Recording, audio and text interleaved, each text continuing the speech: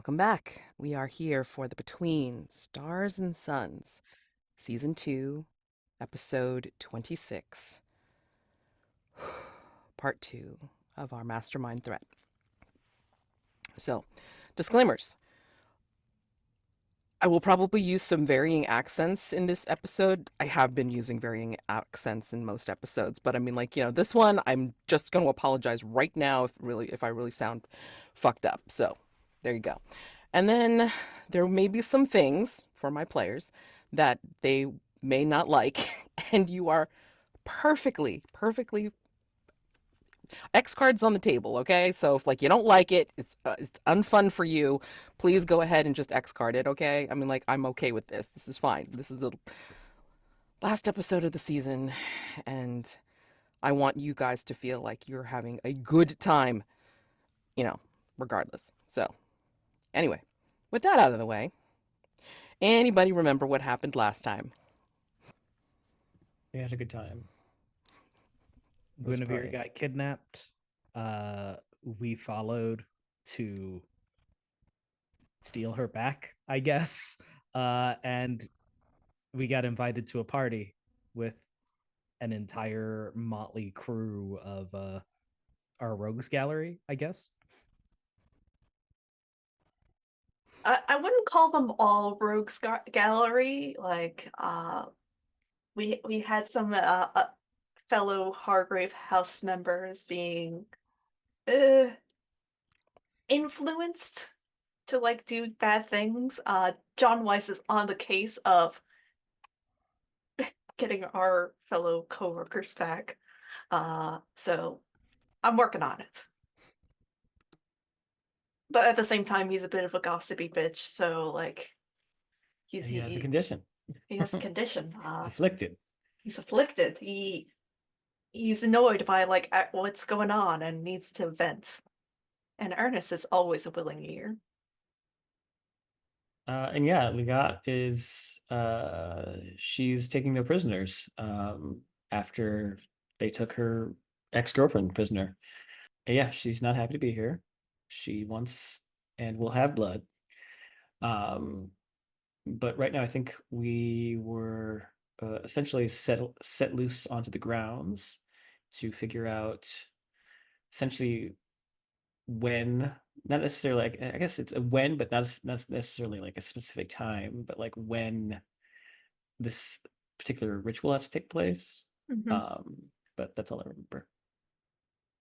Not a problem. So, just to review, the question that is placed on the table for this is, when will the Queen of Hearts activate her plan to take over Hargrave House and use it as the nexus point between realities? Resolve this threat by reaching that point in time before the Queen and her retinue, and sabotaging her by changing the circumstances where the plan will work. So, that should, give you a better idea of what needs to happen. Gathered 2 clues so far, and yeah, as far as I understand it, Atticus is coming back from grabbing the man in the sun, recruiting the man in the sun mask. Liat is now in the Fragrant Void on her way to get the attention of the Earl King, and John is in the castle arm in arm with Ernest, who is wanting to know some dish about Dame Georgie, who was involved in a very fun ritual, becoming the new Knave of Hearts. Yeah. So I think that's where we're gonna start. Hold on.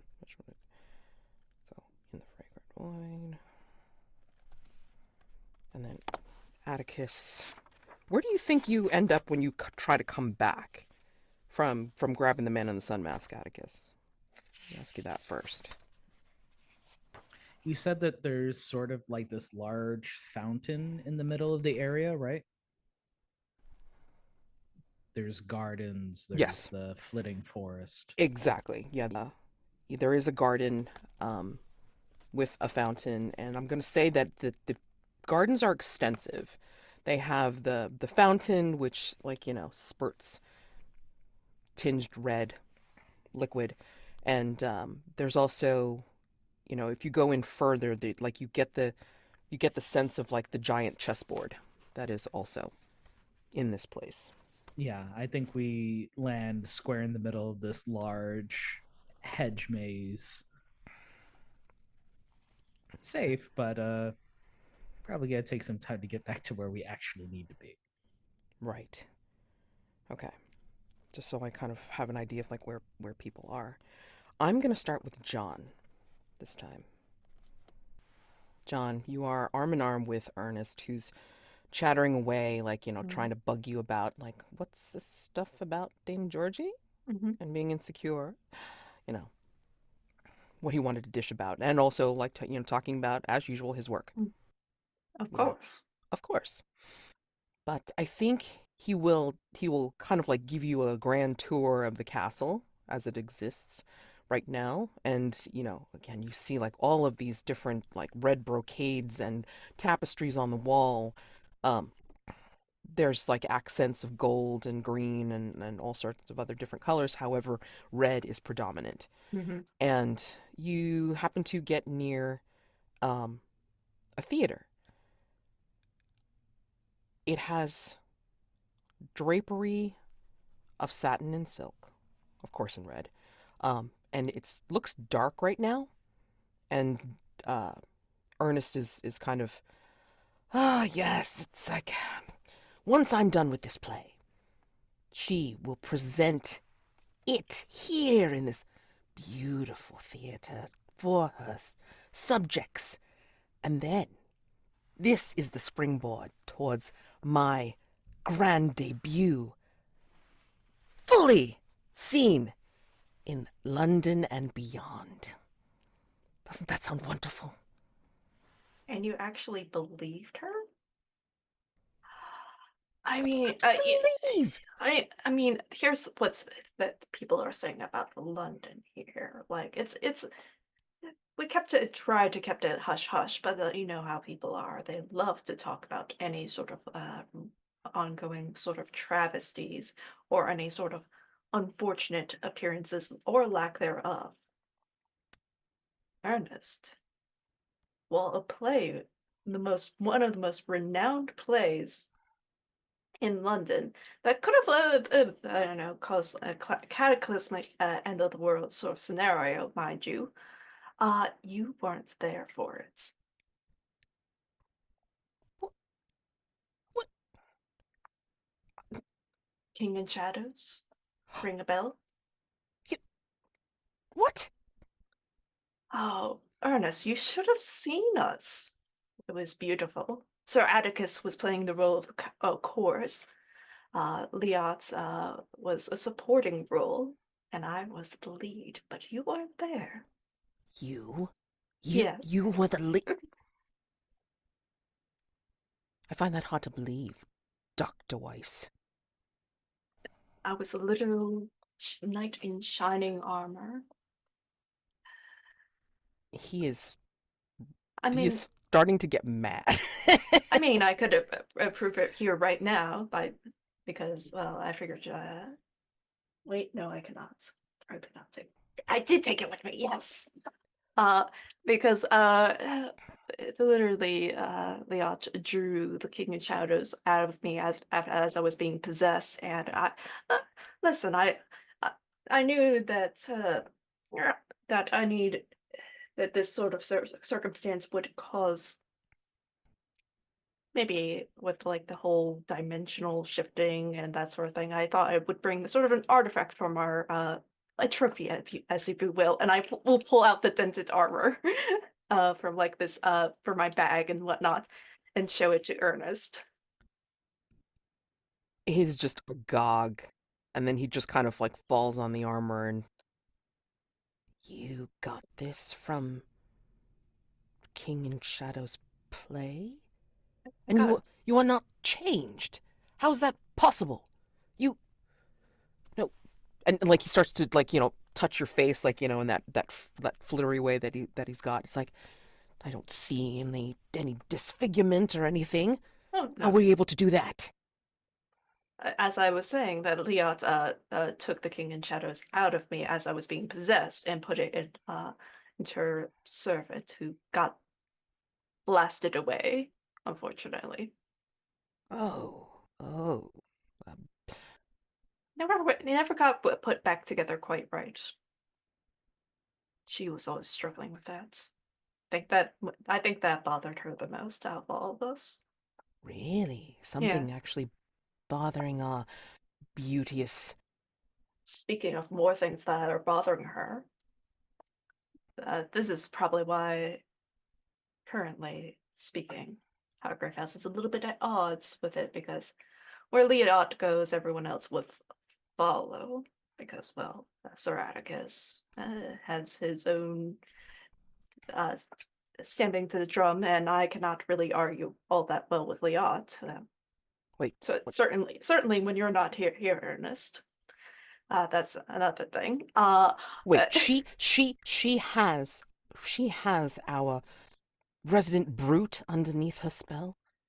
Yes, because she made a promise to him to help out with the beast, who didn't get slain, as far as I've heard, but rather got sort of yoked on its hold. So Sir Atticus doesn't have that problem, but he will continue to be a hunter. Yes, you've been gone for a few months now, Ernest. I've been busy. I've been inspired. Inspired, and then tossed and down into the hole, to have your creativity dropped, honestly. Come back to Hargrave House, at least where you could get good work done there.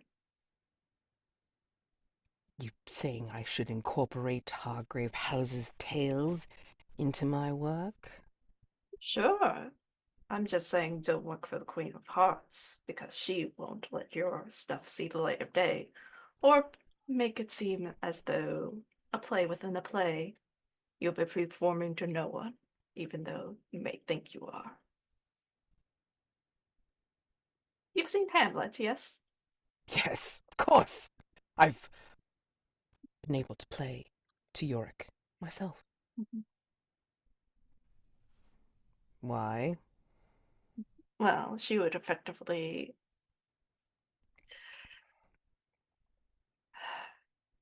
a play with no play, your sins on display for you to watch, and yet you could do nothing about it besides scream internally. Risky. You're baiting the lion. Yeah. So, what do you think will happen if you fail or lose your nerve? Oh, I'm going to get into a fight with Ernest, like physically speaking. Mhm. Yeah, he's getting pretty mad. Ah, Yeah, can I mark dented stage armor by proving like a point, because like he was not there? yeah, yeah. That mean you could definitely do that. How it can go wrong? In a fit of pique, he could take you to get an audience with the queen herself Oh, god damn to it. prove that you're wrong. Of course he would. Of course he would. Yes. So yeah, we'll go ahead and roll with composure. Composure sounds good because you're trying to keep it together. um, and yeah, use the nope. Wait, hold on. Is my gossipy bitch condition coming into play? Mm-hmm. Yes. Okay, So so great. flat, yeah, flat roll because we marked the armor. Go. Okay, not Not great. That's a 9. Okay. I think I'm going to mark that up. Okay. With This would be funny right now. I'm going to mark the darkened threshold. what's the dark? Uh, I don't uh, remember. narrates a scene in which you destroy a professional revival. I think this comes in Ooh. the look of me gossiping as Oh of my late. goodness. Honestly, out of all of us, Ernest, you are probably the most reasonable and tamed person. Very composed, more about your wit in a wager. You can discuss anything to like debate with the best of us. Um, Sir Atticus has his violent tendencies, Liat has her violent tendencies, and I do have mine to a certain extent. That's I, right. You did beat the shit out of that shorted slugger. of Who knew that you were going to have such a fiery spirit within? course, to be fair, that wasn't the first time I did that sort of thing before. Back in You my. are a study, Dr. Weiss. Hmm, He considers you and then looks down at the dented armor. yes, I You are wrote. not. You and I are of a size. Do you mind if I take this? I shall wear it as further inspiration. I'm sure I Yes, can work it into my current production. I imagine so. I think that this is probably a little bit of fate, just so that this coming from my hands can end up in yours. A muse, Indeed. if you will. Yes. Yes.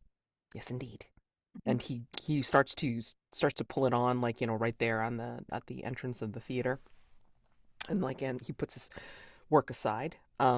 But I'm gonna say that as this is happening, the darkened theater, like, you hear like some kind of like click, or the sounds of lights turning on, or like torches being lit, something. And you notice that there's light coming from behind you, John, Mhm. on stage, lit up by what serves as spotlights here. Arrayed in red and gold is a dancer. He starts in a beautiful, unfortunately, I don't know ballerina poses, but like, one arm up, one arm out, and pointed toes, ready to do a grand leap, a grand jeté across the stage. And when he does, you see his backside. It's a very strong body, um, and just long hair, like kind of uh, just flying out behind him as he's making this grand jump. And as he makes the turn coming out of the jump, you realize that this person sports the face, the head of your child. The body turns, and you realize that the musculature looks grainy somehow, a bit dark, textured, almost like sand. Liat, you are in the fragrant void, and maybe the scarab is leading you, like, through the stagnant air, across the gray and cloudy paths, almost like leading out of the fragrant void and following a misty, ambiguous journey out from this darkness. You see what looks like shadows of tendrils in the sky, larger than buildings, larger than just mountains, even, waving in the distance. And as you pass this, you start to find yourself on a starlit path. There is twilight here of blues and purples, and the stars are just forming strange constellations in the sky. The scarab leads you on, and then you realize that you can actually see tracks on this ground. Not ground, as it were, sweeps of something that doesn't have legs, and then tracks of what look like gigantic hooves in this place. What do you see to indicate that you're getting close to the Earl King's trail? I think we see curling oak trees, but they're larger than any oak trees that exist on Earth, and their branches, even though these trees are massive and tall, seem to be able to curl and extend, kind of creating this like canopy, uh, uh, sort of canopy bridge leading into his kingdom. But there are these lanterns that are made of essentially human heads, but the human heads keep singing and screaming and laughing, despite the fact that they're disembodied.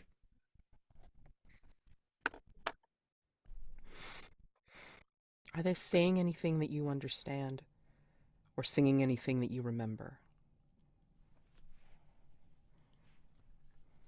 Um, Nothing that's important to her. I think she's too single-minded right now to care about it. Your scarab is a tiny little light in this vast space that towers over you. And perhaps you hear hoofbeats approaching. Shadows come first, darken this forest that you are in. And as a surge, it's as if the darkness encircles you, but you can hear the hoofbeats within the darkness as they surround you. And then out of the shadows comes what looks like a wide helmet of antlers and deep eye holes. And you hear out of the darkness, "Well, well, well. Someone to have joined the hunt? Or someone that comes to be hunted?" Neither. Show yourself. I have business to discuss.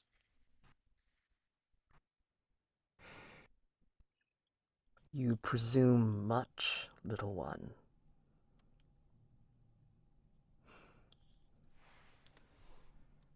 Do I see him yet, or do I just hear the voice and You hear the the voice and silhouette? you see the silhouette of like the great like antlered helmet and the deep eye sockets that look at you from the darkness. Come now, I don't have time for games or ambiguity. Please, if you will, an audience.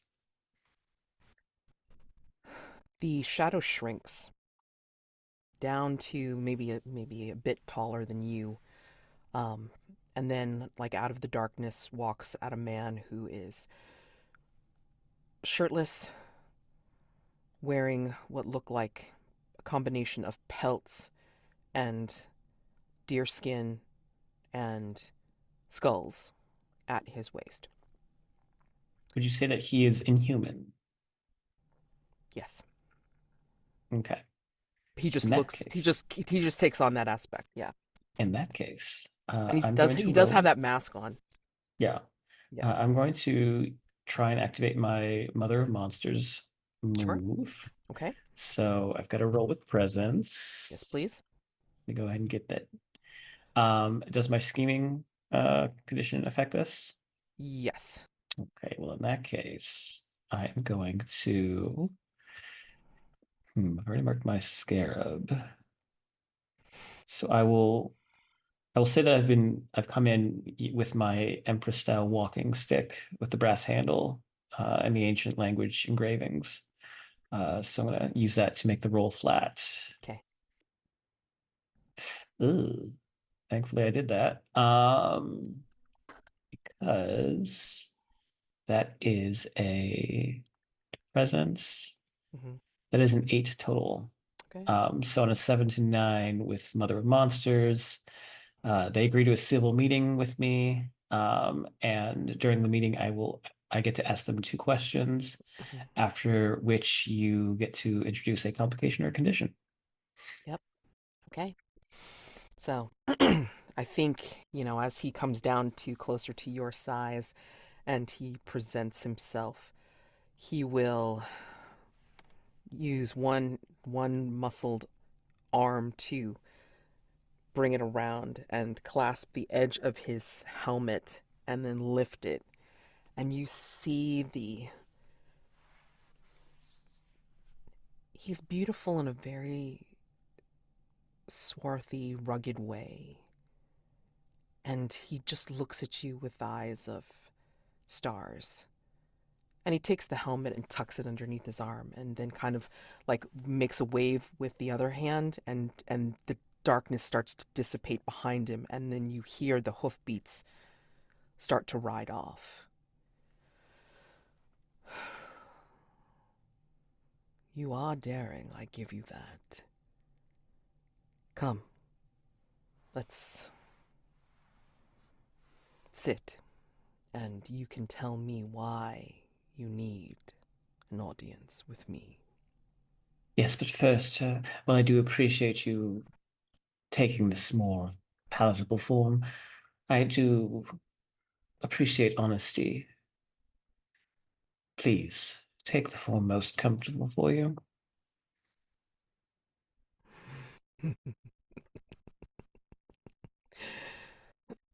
He will bring his arm around by his by his face, clasp like underneath the chin, and then pull up. And then what comes out is 3 stag heads with bursting antlers from each of the heads. And one has eyes of stars, one has eyes completely bottomless, and the other one has eyes of deep bloodshot red. And his form, he kind of like seems to take it off like a pelt, like a skin, and then just kind of you see like this shaggy, bulbous form that just seems to be, you know, bulky but comfortable. Yeah. And he drops the helmet and it kind of dissipates into the ground as if it was nothing more than leaves. And you hear the growl. You hear the voice underneath the growl. As you wish. Come. And he will pad over to a clearing, and instead of sitting, of course, like he would in his human form, he will kind of like just kind of pad, make a circle, and then kind of like, pad down as if he's like just making himself comfortable for a hibernation. But look at you with all 3 of his heads. So I'm going to ask him 2 questions Okay. Out of the 4 that I have options for. And Okay. first is going to be, what do you desire most in this world? The second is, what secret do you know about Hargrave House? And also, just as Hmm. I think I had gotten like a 10 plus Oh. on the Void Walker, so Oh, I get okay. 2 clues anyway. So I don't know Okay. if you would fold that into this, but Yeah. No. That's great. Okay. 2 clues. Give me a second. unless you 2. just want to give me 4 clues, I'll take that too. No, of course you will. But Power the gaming, yeah, but the trick is like even if you get 4 clues and then the others get more clues, what kind of theory are you guys gonna fold? I That's the know, right? beautiful part. I can't wait. Yeah. No, that's great. That's great. Okay. So each of the heads is going to do something different as he contemplates your questions. And one of them, the star-eyed, the the starry-eyed stag head is going to look at yours, look at you, and take you in and catch your gaze and lock it. And sorry, just trying to figure out which of these clues I really want to give you. All right. So when you lock your gaze with his, you see the stars in his eyes start to glow where they seem to be sending out rays, and the rays are connecting, turning into a form of what could only be termed as a forever tree, where the branches reaching upward are going on infinitely, and the roots delving downward are going where you can no longer see the depths to where they go. So that is your first clue. A forever tree with branches reaching up and roots delving down infinitely. Okay? And then, what secret do you know about Hargrave House? I think the one with the bloodshot eyes was actually like, laying down like as if that head didn't care what was going on, but then will raise and then turn very deliberately towards you, Liat, and shoot that bloodshot glare at you, and starts to do something with its mouth. And like as if it's chewing. And then spits what it has in its mouth out. Take it. This is a secret that Hargrave House knows. And, funnily enough, didn't tell you. And what it spits out is a stone that looks very familiar to you, Liat. It is a stone or chip, a shape from your very own reflection. So, Wow. clue is stone from Liat's statue. Well, in that case, I will consider it, looking over it in my hand, trying to figure out what part it is. And I think maybe it's it's got a fracture, like a fragment of her eye in it. Mm-hmm. And she's sort of looking at it. And she smiles. Very good. This has been very illuminating. Aren't you afraid? Aren't you afraid that Hargrave House holds too many secrets for its own good? No. In my lifetime, I've seen many Hargrave houses come and go. There will be more, they will fall by the wayside, and I will remain. In any event, this has been fun. But you need to prepare an army. You are to storm Reverie today, in fact. Raise the grounds, destroy everything in sight. And here, a little token of my appreciation. And I'm going to use Giveth and hand him my little black book of contacts. So if he needs other souls or anything like that, feel free to go rifle through them. I knew you were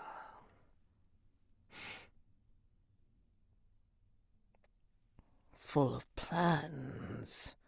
I did not suspect you were a dealer, too. I'm full of surprises. Now, I do have one condition. Well, two. The first, you leave Sir Atticus unharmed. I have plans for him. The second, leave the Queen to me. I want to make sure I see her blood flow on my hands and no one else's. You shall taste the blood of a dream queen. Really? Do you know what that will do to you? No, but I'm very curious to find out. Now, I must be on my way. I look forward to Wait, seeing. wait. Yes. Who should I?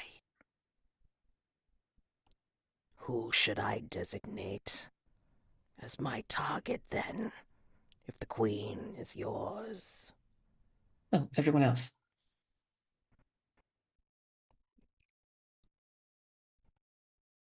And then all of the stag heads nod. And the one with the deep dark depths for eyes will look at you as if he's staring into, well, whatever soul you have, Liat, and just kind of, there's a hollow there. And then in one hollow, you'll see what looks like Guinevere. And then the other hollow, you will see what looks like Abdurrahman.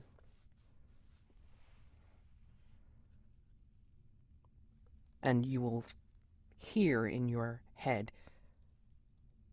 what of these souls that you profess to love?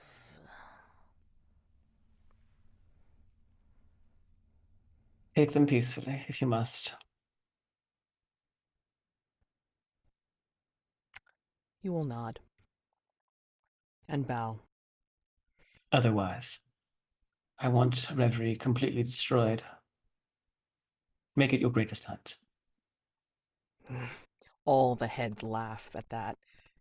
There's braying, there's like almost whinnying, there's just growling underneath. It's almost as if a forest cacophony has just started and you only see this Earl King in front of you. As you And wish. and back in London, under the British Museum, where her statue is, there is actually a little bit of an earthquake that happens. And her followers who are down there in the basement tending to the statue are all panicked. And we see that the place where the eye was cracked and missing, there's even more of a crack as the statue just sort of starts to fall and tumble, and the entire face is just smashed in. It's great. Um, on your return trip back through the fragrant void, I will give you your second batch. So, no worries. I want to get to Atticus. Atticus, you and the man in the sun mask will go into the gardens. You will see. Actually, let me have you all paint the scene here.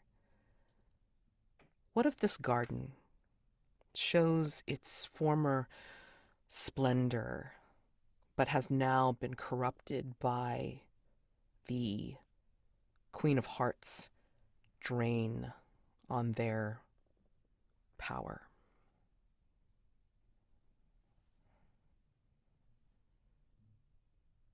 What is seen here showing former splendor, but is now twisted by her drain on its power. There are like very elaborately designed koi ponds, uh, but since she's been here, in place of water, it is now blood. And all of the fish that used to swim here still swim there, but none of them have heads. I think the garden is composed of rose bushes that have all wilted, uh, but there are a number of servitors going around trying to paint them red with blood.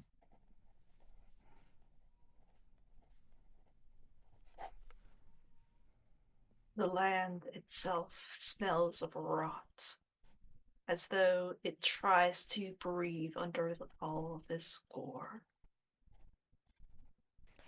This blasted place is what you see, but it does still look like a garden. And as you go further along and past the red liquid tinged fountain, you will see what looks like, again, a gigantic chessboard, like etched into the dirt, the ground of this place. It's like pinkish loam, and then the dark part looks like sticky mud. And you see what look like usual chess pieces until you get a little bit closer, Sir Atticus, and you see that some of those pieces look awfully familiar and life-sized. Odd. Atticus will get closer. Right. I think you'll see on one side, you'll see one that looks a lot like your back, but not as you are now, as you were. Yeah. Yeah. And maybe one of them resembles Liat as best as they can. They can't capture that. They can't capture that beauty. And then like maybe there's one that looks like Dame Georgie, and then another one that looks like Finn, even, and then one that looks like Dr. Weiss. Well, she's taking this a bit too literally, I imagine. Bloody mess of a game, most certainly. The man in the sun mask is just going to snort and say,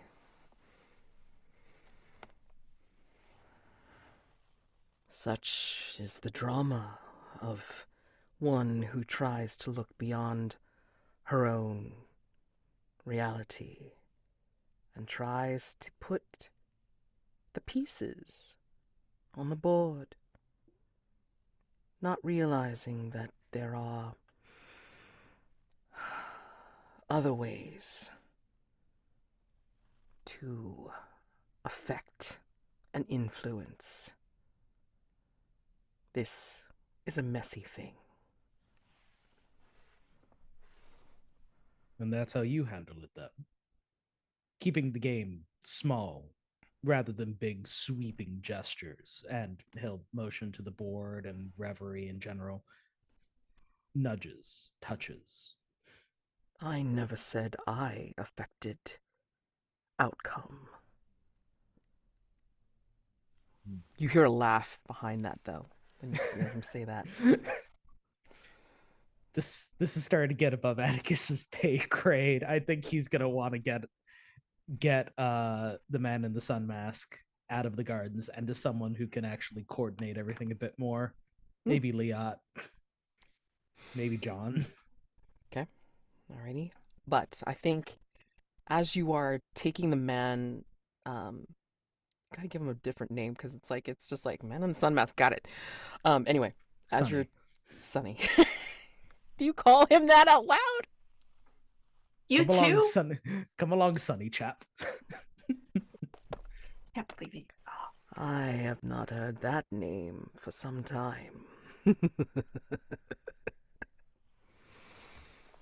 And he walks alongside you, but as you are walking away from the game board, you hear distinct singing. It's kind of like rowdy singing coming from the other side of the garden. And you smell what smells like burning blood, meat.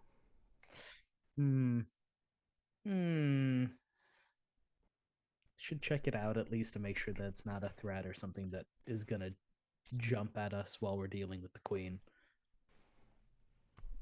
Okay. You come upon what looks like an outdoor. It looks like an outdoor fire pit, like where people can cook. Mm-hmm. and picnic if it was, you know, a usual Victorian thing. barbecue. All right. Victorian barbecue, right? There's spit on top of the pit, and there just seems to be, you know, several things turning on there. No poultry that you're used to, that's for sure. And then there's looks to be like a gigantic brick oven that seems to have a door to it, but then like, you know, these people that are around it are just like kind of steadily putting things in, taking things out, and then that's where a lot of the smell is coming from. It's like you smell the burning blood and meat Mm. coming from the oven as opposed to the fire pit. So you recognize maybe the you recognize the small figure or the tall small figure of La Hortensia at the pit. She's turning the spit with one arm, and her son seemed like in, bedecked in feathers, just very monstrous looking. I mean, he's just bigger than a normal human, and just has sprouted a bunch of talons and feathers, and just has a face that is almost unrecognizable now as human. But Mm. you remember him from fighting him before. And just cheerily at the oven is that figure of Mr. Fig singing away, and you hear him singing, but you can't quite make out the words just yet. He's just like, you know, just being grand with his gestures and taking out what look like little pies out of the oven, and then putting some little pies in. Yeah. And he spots you. Ah, it's our hunter. How are you? Enjoying the view? I have victuals here. I have fresh baked goods. Have a try, shall you? Not quite sure. The last set of meat pies that you made weren't to my liking. Ah, the specific one was for that lovely blonde fellow that you had. He was quite attractive. We would have loved to have him as a succulent, per se. But these should be fine. Fine. And he starts singing again. And La Hortensia will turn to you from the spit and kind of pat like the seat next to her. The man in the sun mask is just kind of like standing still and just observing from the edge of the enclosure. But she will pat the bench next to her. I Do you will. remember me? Yes. Though, as I recall, you were in much safer environs. Yes. We were, I guess you would say, broken out. I hadn't seen Titus since he was imprisoned. And then, weeks ago, we were set free and brought here. Brought here to do our queen's bidding. To relive a nightmare. She looks like she's about to cry again. Yes. Is she still missing an arm? Yes. Sickening. I wouldn't accept her gift. She said I could regrow it, regain it here Oh, in Reverie, but I had to accept her gift. And then she kind of leans her head to the side to indicate what she would have done. so there is a sort of twisted noblesse oblige to this queen. Yes. Titus serves her because she will feed his wants and needs and will allow him to continue his offerings to his god. Of course, of course, of course he will. Atticus will consider this for a moment. But he still serves Malk. Yes. He, Good. what? What do you mean good? Atticus will stand up. Titus. Yes. You so like cheerily, like, taking more of these pies out of the oven and putting them on a table, like next to the fire pit. I took you as a man of faith, a man of loyalty. I can't believe Yes. you'd betray your god in such a way. I am not betraying my god whatsoever. As any Brit would know, there are books that say one cannot serve two masters, Titus. And yet you would bend the knee to this ponce of a queen. I bend to no one. Look at you. You have her mark like a collar on any sort of cattle. Or am I wrong, Titus? Are you jonesing for an information move, or are you like trying to risk something right now? Titus, my name is Sir Atticus Wellington Hughes, and I am a hunter of Hargrave House. Yes. I've heard your name, heard all the stories of your families. Well, I mean, you know that we will not suffer this queen to live. So why should you continue to serve the losing side? Not losing just yet. If you want to wait until the castle crumbles, then be my guest. Or, and Atticus will extend a hand, you could dine on nobility tonight. A Wellington Hughes is never in want of privilege, after all. Fun. Okay, hold on. Let me think a second, because you still have advantage from the last one, don't you? I still have advantage from that, and the reason why I was asking La Hortensia if he's still serving Mog is to take advantage of. Come on, buddy. Right. Otherwise, I probably wouldn't attempt this at all. My God. Well, I mean, like, he's mulling over it, like, sacrifice of blood, sacrifice of status, sacrifice of riches. Oh, so many riches. So, yeah, go ahead. Okay.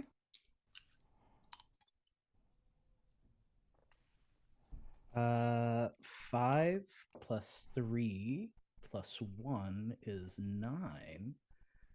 And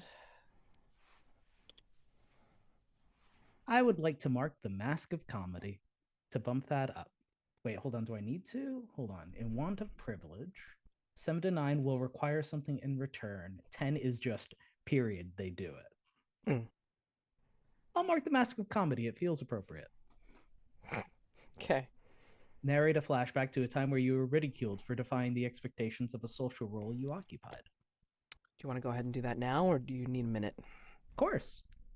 I will flashback to many months ago, barging into a particular group of well-to-do occult educators and being mocked by a certain dame for being a man of status and dignity, a sir who should conduct themselves better.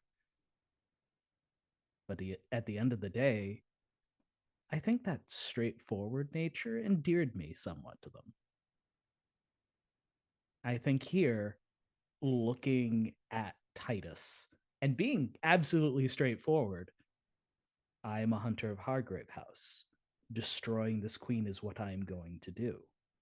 You can either help me or get out of the way. And I think Titus sees that in me. Yeah. And they can ask something of you?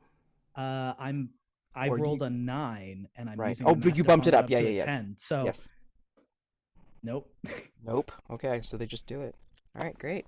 Yeah, and he's kind of like just mulling over that. And, do you want to, like, do an information move, like, with advantage for Oh, if this? I could do that, yeah. Yeah, go for it. I mean, like, might as well, just since you're here. I will take those double 5s. Doesn't really matter what stat I would be using with it. No. We'll say composure to be straight faced with the main threat of Figs Pigs and just saying, "Hey, you want to work for the winning team, buddy?" So that's a 10 on an information move. Okay.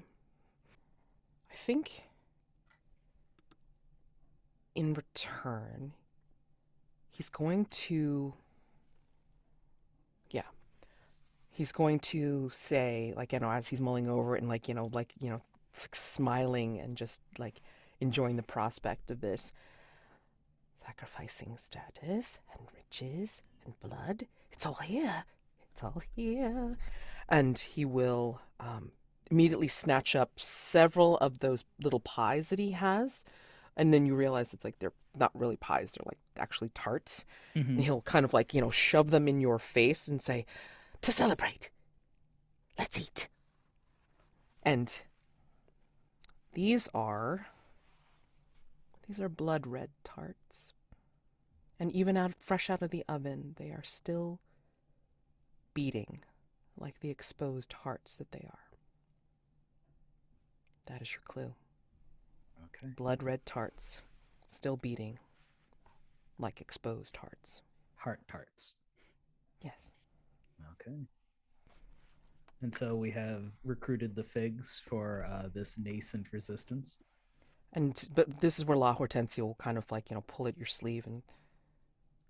I hope you know what you're doing. You may have driven him further into madness. I will put a hand on her hand, give it a little squeeze, and just nod silently. And John. I know, I'm just going to go back to this because, yeah.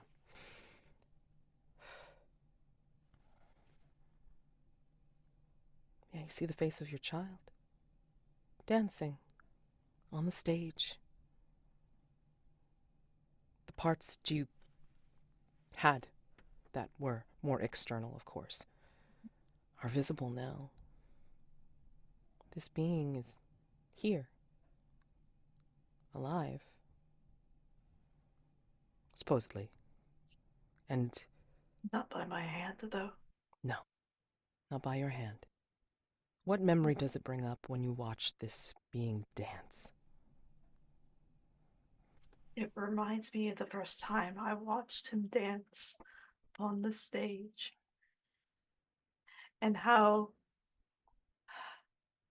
I just needed to meet him afterwards. Just to see him, just to talk to him. It was just a need. It was the first time I felt alive after my own graduation from medical school, after getting married. I was just living day to day in a humdrum. It made me feel something. So I had to pursue it. I think, despite my better judgment, I'm going to pursue this instead of like investigating like the good little Hargrave house hunter I should be. I'm going to go approach my child.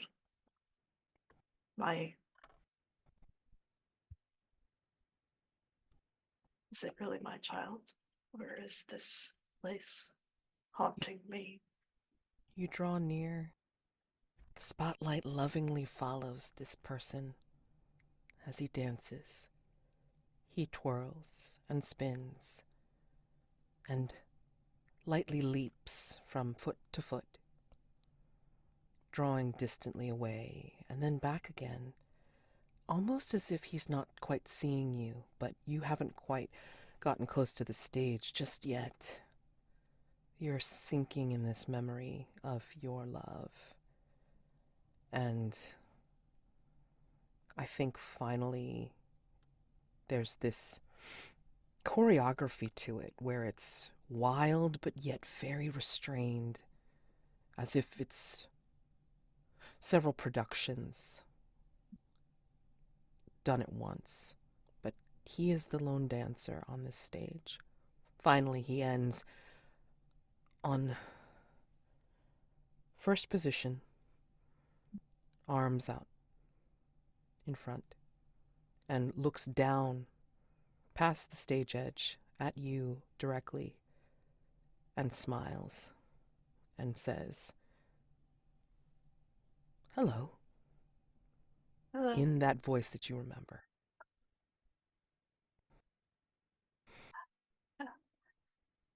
How did you get here? And he'll walk over to you. There's a bit of stiffness to it now that he stopped dancing. And you see his arms. He's wearing a tank top of sorts. And his arms, again, have that grainy look. And in the spotlight, you see as if grains are coming off of him, like in little clouds. Can't say that I know. I think I was laying down, and then I was dancing, and I was free, and I was here. I know you, do I not? Yes, but it's been a while since we last talked. And he reaches out a hand to you and says, "Come, you dance with me?" I will. And he helps you up on the stage. The hand that grasps yours feels very grainy, as if he had been reaching into the sand of a beach and trying to run the sand through his fingers.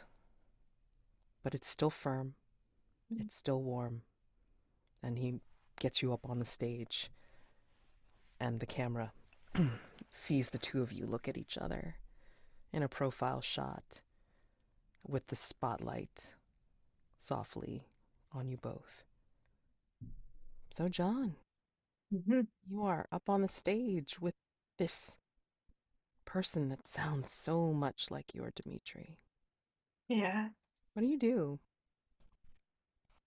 I think it's like I'm taking Dimitri's hands for more of a ballroom style of dance. Because that's what I'm familiar with. I'm just various thoughts are going through my mind about like how he can be here because he was not finished. And I recall Liat's servant, Adurman. He never got put together all the way fully. Maybe Liat in her selfish way, but also generous way, decides, well, the, the parts that were missing conveniently lined up with Dimitri's parts that I had. And so she decided to bring him back. It's convenient for her. Two servants for one. As you're thinking these things, this Dimitri is taking you round on the stage, the spotlight following, and then you hear the strains of music, like, very softly kind of accompanying you both as you move across the stage. Would you say that for at least one moment of this, Dr. Weiss, that you are happy. Yeah, I would say that he's happy. After a moment of this happiness, I think you hear clapping coming from the wings. You see a familiar, stately form dressed in that brilliant red ball gown coming down the center aisle, still clapping. And there is a pleasant smile on her face. And the the clanking form of Ernest will come down from the side and say, "Oh, my lady, I'm so sorry. Didn't not mean to let him wander in. I know this is still experimental, and I'm not done with my production yet." And she just waves him off. "It's quite all right, Ernest. Go ahead, finish your production. I want to stay and watch the show here. Go." And then Ernest will clankingly scurry off with his pages in hand. And she'll take a seat. And Dimitri still dances with you for at least a few more moments. Do you stay or pull away? I stay because I don't trust her to not harm Dmitri. Because, like, even if Liat did put him back together, she brought him here. This queen, she wants to destroy everything the Hargrave house has, in case we do betray her. She must know. I can hear your heart beating from here. Why not come down and relax and talk to me?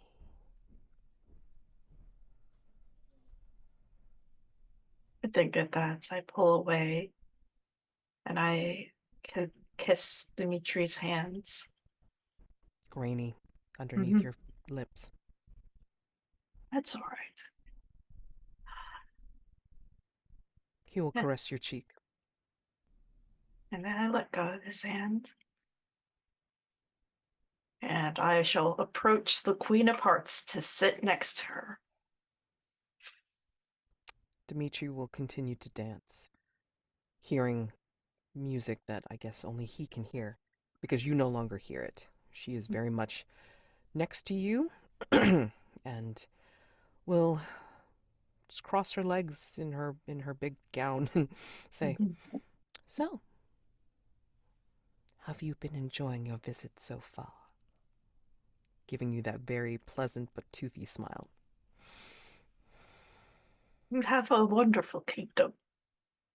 I'm not sure if I were to have a place like this, I'm not sure what I could want more. Oh, there's always more. Always thirsting. Always hungering for more.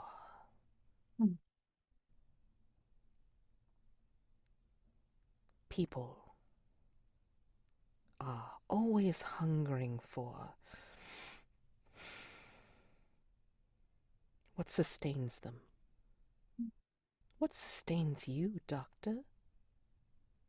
Is it, and she kind of looks askance at the stage, is it love? Or is it adventure? Or is it, what do they call it? Science? Knowledge? I suppose multiple of those things. But I am but one man. There's only so much I could possibly want. I'm probably unlike the rest of my colleagues. Everyone else has been born into some sort of privilege.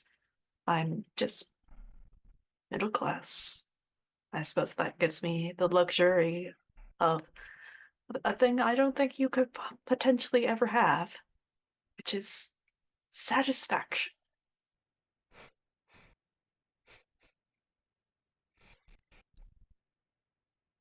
You are clever.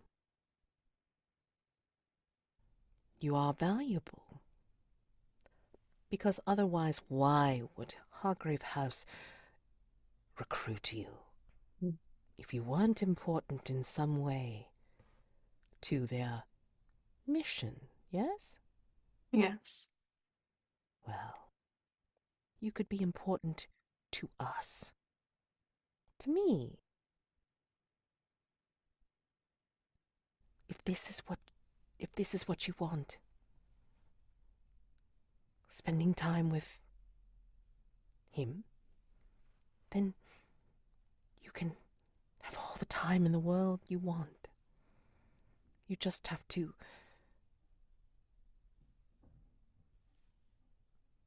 accept my gift and ally yourself with me.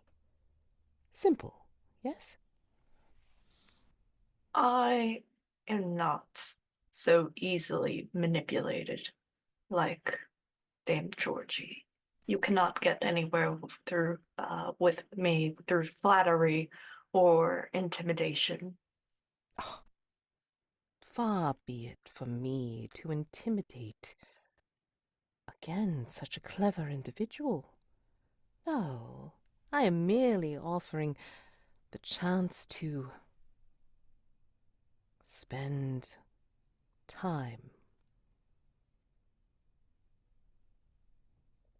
All the time in the world. In all the worlds. Wouldn't you like that? Examine, observe, gather all the knowledge you want. No limits. And I gather followers and stories and subjects as I make my way through all the reality. It's very simple. Is it now? I don't think this is all that quite simple. I don't think you understand the dynamics of Hargrave House, honestly. My lady. I've seen what immortality can do to a person. Makes you bitter, makes you angry, it makes you violent, and destroy anything that you once thought were beautiful of the world. Anything precious, anything good. It all turns to dust anyways. Like grains of the sand passing through your hand.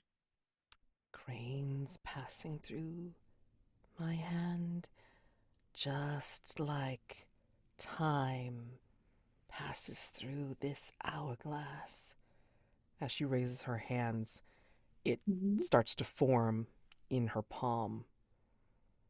Reminder, time moves still.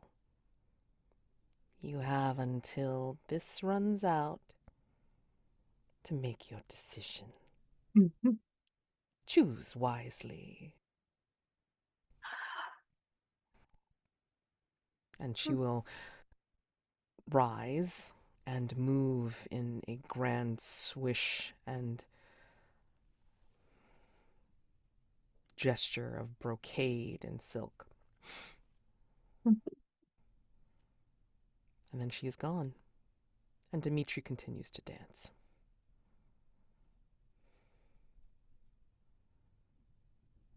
Do you want to do, I'm just asking, do you want to do any kind of investigation while you're here?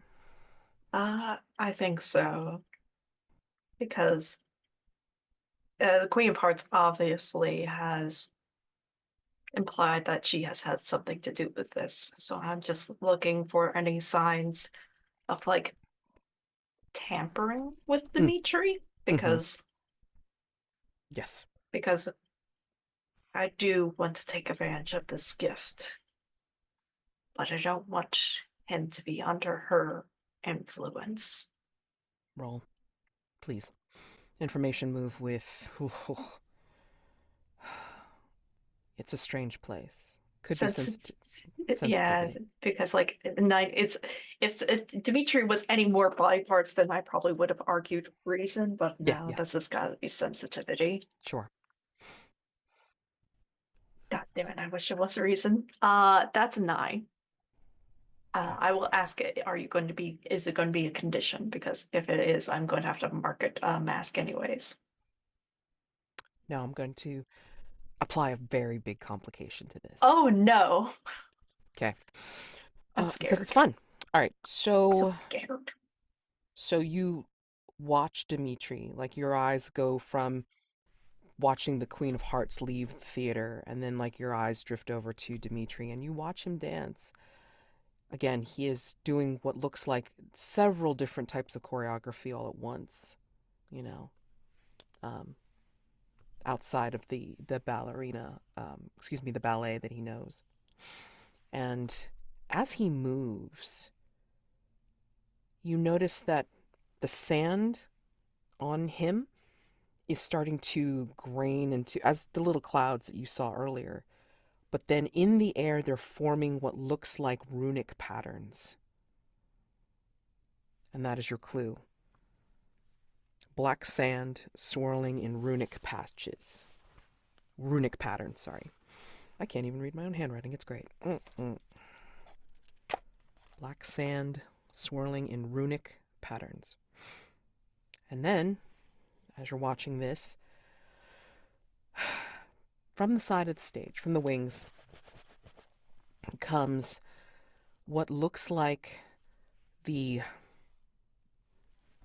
wooden automata that was faceless earlier, but this time it has a face. A nose that seems to protrude slightly outward from its features, and a figure proceeds to sit next to you. It's an old man with wavy white hair, some tiny glasses perched on his nose, wearing a leather apron, and says, "Beautiful creations, yes. Huh. Mine. Look, see? Yeah. He tries to dance too. Nice. Yours dances beautifully. How did you do that?" Well, it wasn't done all alone. There was other influences, things I cannot explain. But you used blood to start, yes? I used blood and flesh to start, but you see those patterns that swirl in the air, that sand, that's the key. I don't know what it is. I could not begin to explain it. I'm a man of science, and this is magic. I too am a creator. But you say sand. I have blood. I have flesh. I need that sand. You will give it to me, yes? No, but I can give you other things because the sand does not belong to me, and will not give things that do not belong to me away. I can give you knowledge. I know how to sew flesh together. I know how to keep it alive, to get stagnated in time. You, you, you're almost like a puppet maker, aren't you? Carving wood. I use my hands, yes. And I think that the combination of your boy up there, along with my boy up there, will be a powerful addition to the Queen's forces. What she could offer you for your son? Or boy, what is he to you? Mine is the man I loved. Who is your boy? The son I could never have. But I can. Now, seeing him, pointing at Dimitri, and I will. And he proceeds to get up and head toward the stage. That is your complication. Geppetto is going to be. Oh God, I'm gonna have to kill Geppetto. Not, oh man. May not be able to, considering he's a servant just yet. So, I all right, mean, let's. I can't kill the mastermind. Well, servants are still kind of like, until you answer the question. Anyway, yeah, like tell me what you're gonna do first before I switch over to someone else. Yeah. Geppetto doesn't seem like someone I can talk to about this, so He's we're pretty gonna obsessed. yeah, Gee, doesn't seem familiar at all. it doesn't seem familiar at all. And frankly, I've done worse. And this this he's almost like a rival of mine, isn't he? Trying to build up his own child.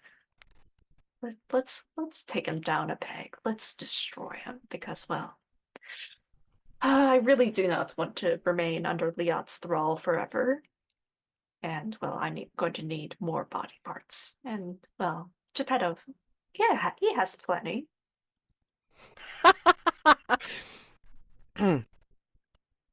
What do you think will happen if you fail or lose your nerve? What I intend to happen to Geppetto will happen to me instead, because Geppetto will use my body for his child. Yeah, that sounds about right. I mean, because he may even have enough parts to make two, you know? So, two sons. All right, awesome. So, let's see. Are you doing this for vitality?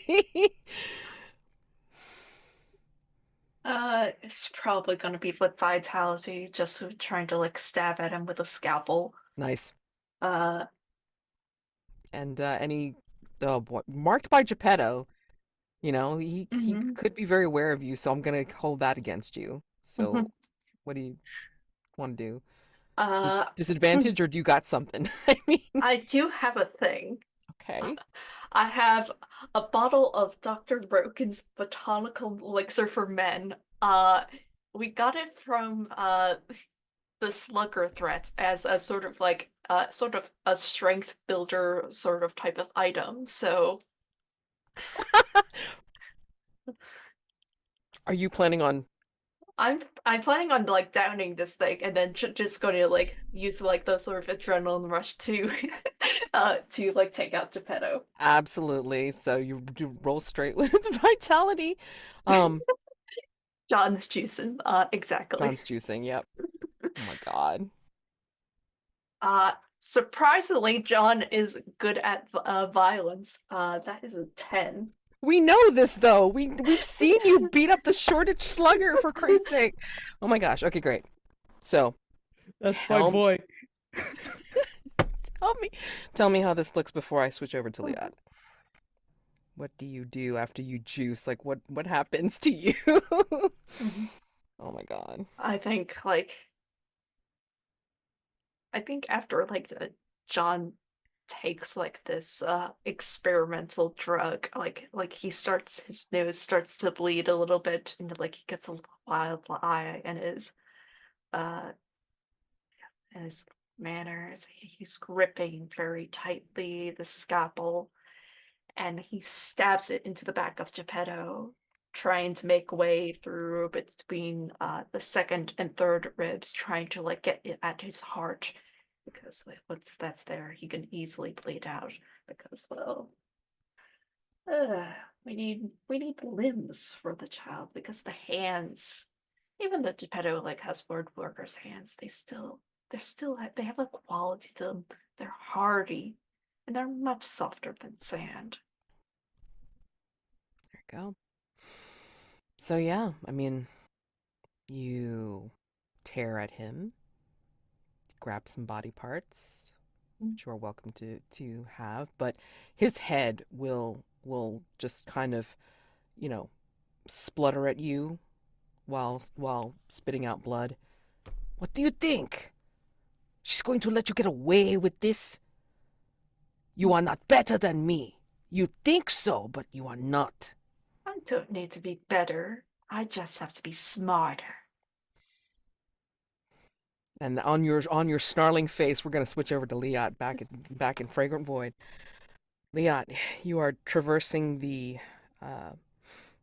You're coming back into the blasted plane again, into the heavy, stagnant air of the Fragrant Void. But as you're entering this pathway and seeing the distant mountain-wide tendrils in the sky, there is someone in your path. It is that person that you caught a glimpse of before at the table, who said that he was the collector. But for some reason, his appearance has changed. The voice is the same, but his appearance has changed. He is now tall, handsome, with ravishing curls and dark eyes. And he raises his head to you. Ah. Good to see you again. I have been sent to make sure that you're not going to do anything against the Queen until you've made your decision when it's time. I'm sorry, who are you again? I meet a lot of people in my travels. Your face is not very memorable. I take many faces.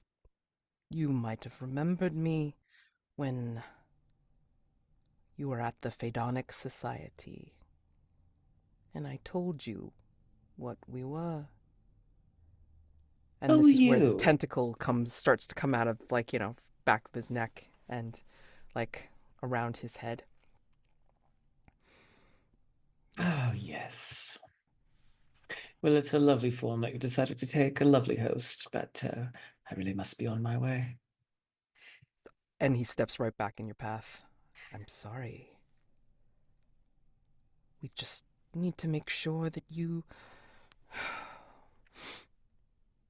don't have any ill will against the Queen of Hearts before you go back. She approaches him, but I think that he's taller than her, and Mhm. the tentacle is obviously sort of craning out, Mhm. and she looks up, but not at his face, but at the tentacle's face. What would serve as the face? But she says, I have been very plain about how I feel about this queen you serve. And quite frankly, I find her rather boring, don't you? No, she's given us playtime and all the bodies that we can possess and transfer to. And, But you're stuck here, darling. This is oh, an immaterial place, and just between you and I, it's not going to be around for much longer. You should probably consider changing, changing sides. or I could conceivably join with you in that way. Hmm. No, I'd rather not. But he But tries to grasp you very possessively, or, oh, to you know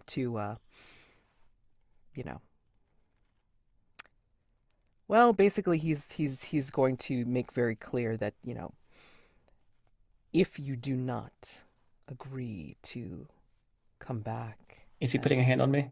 oh yeah, Well, of he's course. dead. Okay. I'm killing him. Oh no. Okay. I Tentacle assume this is the removal. night move. Oh yeah, of course. So, what do you think will happen if you fail or lose your nerve? I mean, you got the tentacle staring at you as well as the handsome face.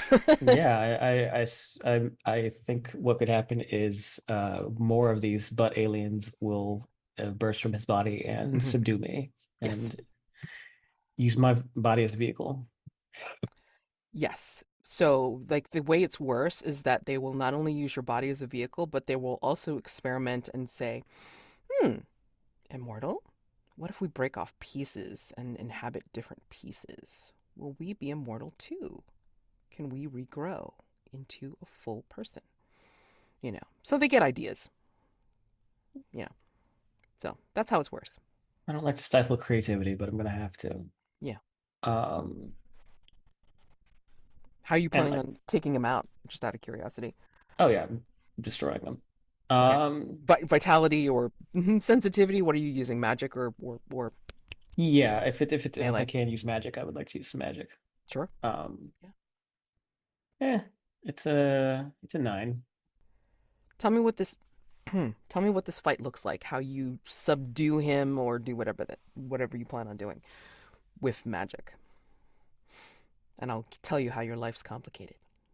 So he reaches up and grabs the top of my arm, Hmm. and she looks down at where his hand is. And as soon as she does that, I imagine we're still in that sort of canopy bridge of trees, and Hmm. one of the branches just sort of juts out and pierces him through his arm and starts to pull him away from me. And just sort of standing there watching as the trees themselves begin to obey her command as she starts to recite the spell.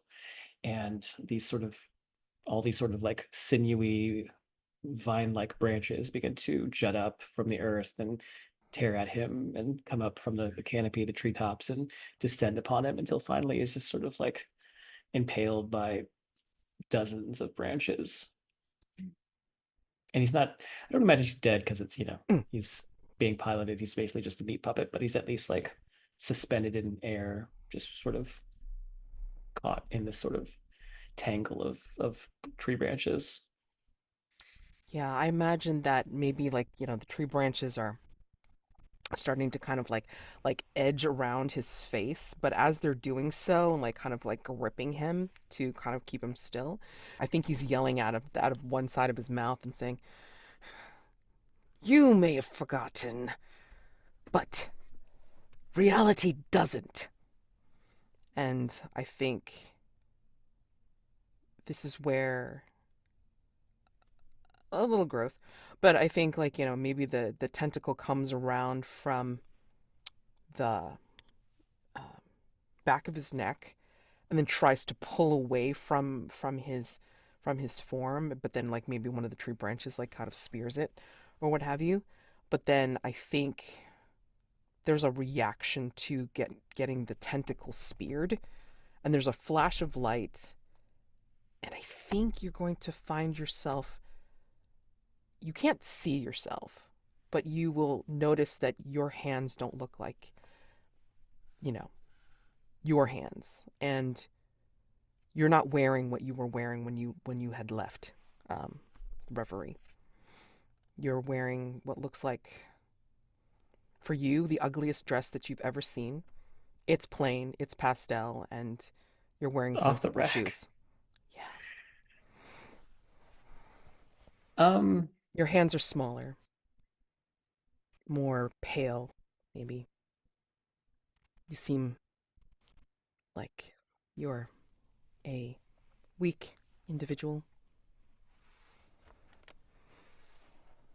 And like even with his head turned to the side, he kind of like the one eye is looking down at you and laughing, and or he's laughing. So, no, we're not going to do that. I'm going to mark a mask. Okay, that's fine. And yeah, so that bumps it up to a 10. Yep.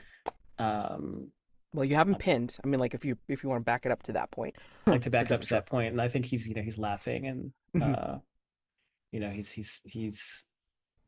he's talking his smack or whatever, Yeah. and You're not going to get away with this, yada da. Like my mistress is going to take care of you. The usual shtick. yeah, Yeah. Oh, and then and like if you're in the like you've moved on from the canopy, he's hanging there, and then like you move oh further no, into. what I wanted to do Oh, was okay. I just like let him have his little moment, let him have Mhm. his little tirade, and just sort of with a roll of her eyes, so shrug her shoulders and turn to exit, and that's when the tree branches pulled him apart, and it's just Yeah, sort of yeah. spray Ooh, of blood all nice, over nice, her. nice, nice. But when it like sort of smacks against her back, she realizes that I need a new outfit, and she snaps, and the silvery mist of the fragrant void starts to wrap around her, along with some of the tree branches, the roots, and they peel off the armor that she's been wearing, and in place they sort of coalesce into this like tree branch armor, armored gown. Mhm.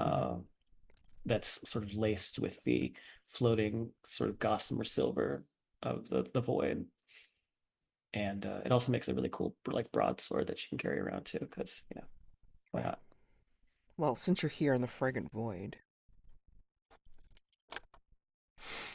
you notice as the silvery mist coalesces around you and gives you this beautiful, beautiful but battle-ready um, armor gown.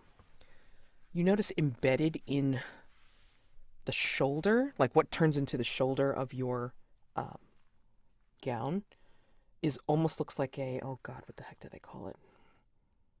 Um, Not an epaulette. Aldrin, It's the Aldrin.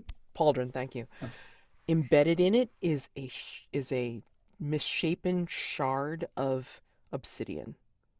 That is your clue. One of the clues. chic. A misshapen shard of obsidian, and it shines. It's not the dead. It's not the dead matte color.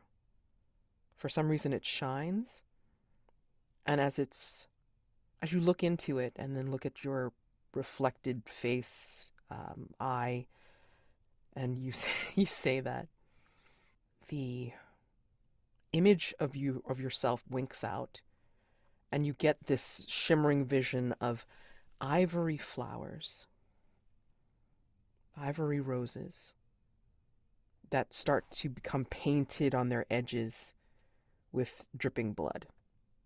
And that is your that is your other clue. Ivory roses painted in red blood.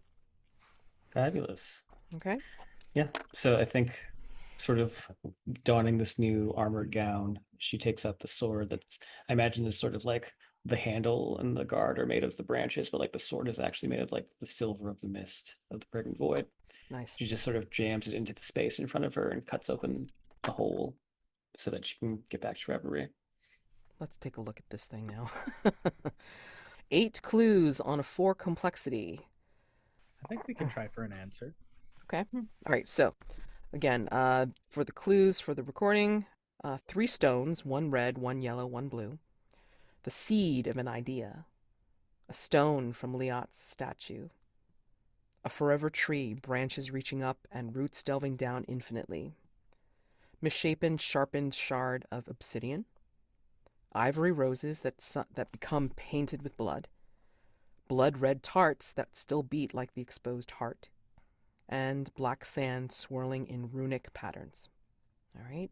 And the question you have to answer is when will she activate her plan to take over Hargrave House and use it as the nexus point between realities? So it's a when. So this might be a little wacky, but We love wacky. Come on, let's go. Mhm. so a lot of this deals with like stones, with nature, with earth, but like there's a lot of color here too. There's a lot of like not only primary colors, but also black and white and red. Mm-hmm. So I'm wondering if we have to go back to the beginning of time, and destroy the idea. Or basically, we like have to go back to prehistory. And I think where I'm coming from this with this is the shard of obsidian is like a piece of the abyss of the void before it took shape, and like it's when it like it's taken shape here in this piece. um I think the seed of an idea is sort of like, we have to go back before the first thought. And that's just sort of where I'm going with it. I mean, again, it's very nascent, it's very rough, but I'm also open to other stuff too. Mm-hmm. Yeah, like a lot of it is again the nature and the colors and sort of like it's just like how easy it was for Liat to get like to the friggin' void, that Sir Atticus be able to interact with the same man in the sun mask. All of the, like these themes of like the past have been coming up as like thematic things, as though like we do know like the Queen of Hearts has like power over time, and so using it to like rebuild things to go back to. So like we're going back into like our own history, like slowly bit by bit.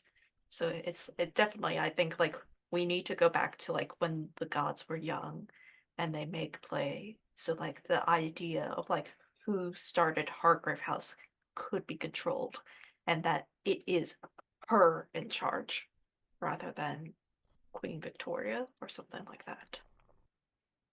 Love So that changing too. our own history so Mm-mm. we don't have like a chance to fight back, and that's why she feels in control. So Do you have when any would ideas? she activate it then? Like why isn't she doing it yet would be my question. I think it's, yeah. I don't know, because like we don't have any clues pointing towards that. My idea is, so do you remember back with the Shoreditch Slugger, the whole like feminine divine sort of thing, and Mhm. Yeah. Liat was kind of tapping into that. What if, because I see this forever tree and the whole like parallel reality that we've been dealing with since like the beginning of the season, and I'm wondering if we need to go back to like when Liat first showed up and like all the divergences there, and we say that the Queen of Hearts is a effectively variant of Liat.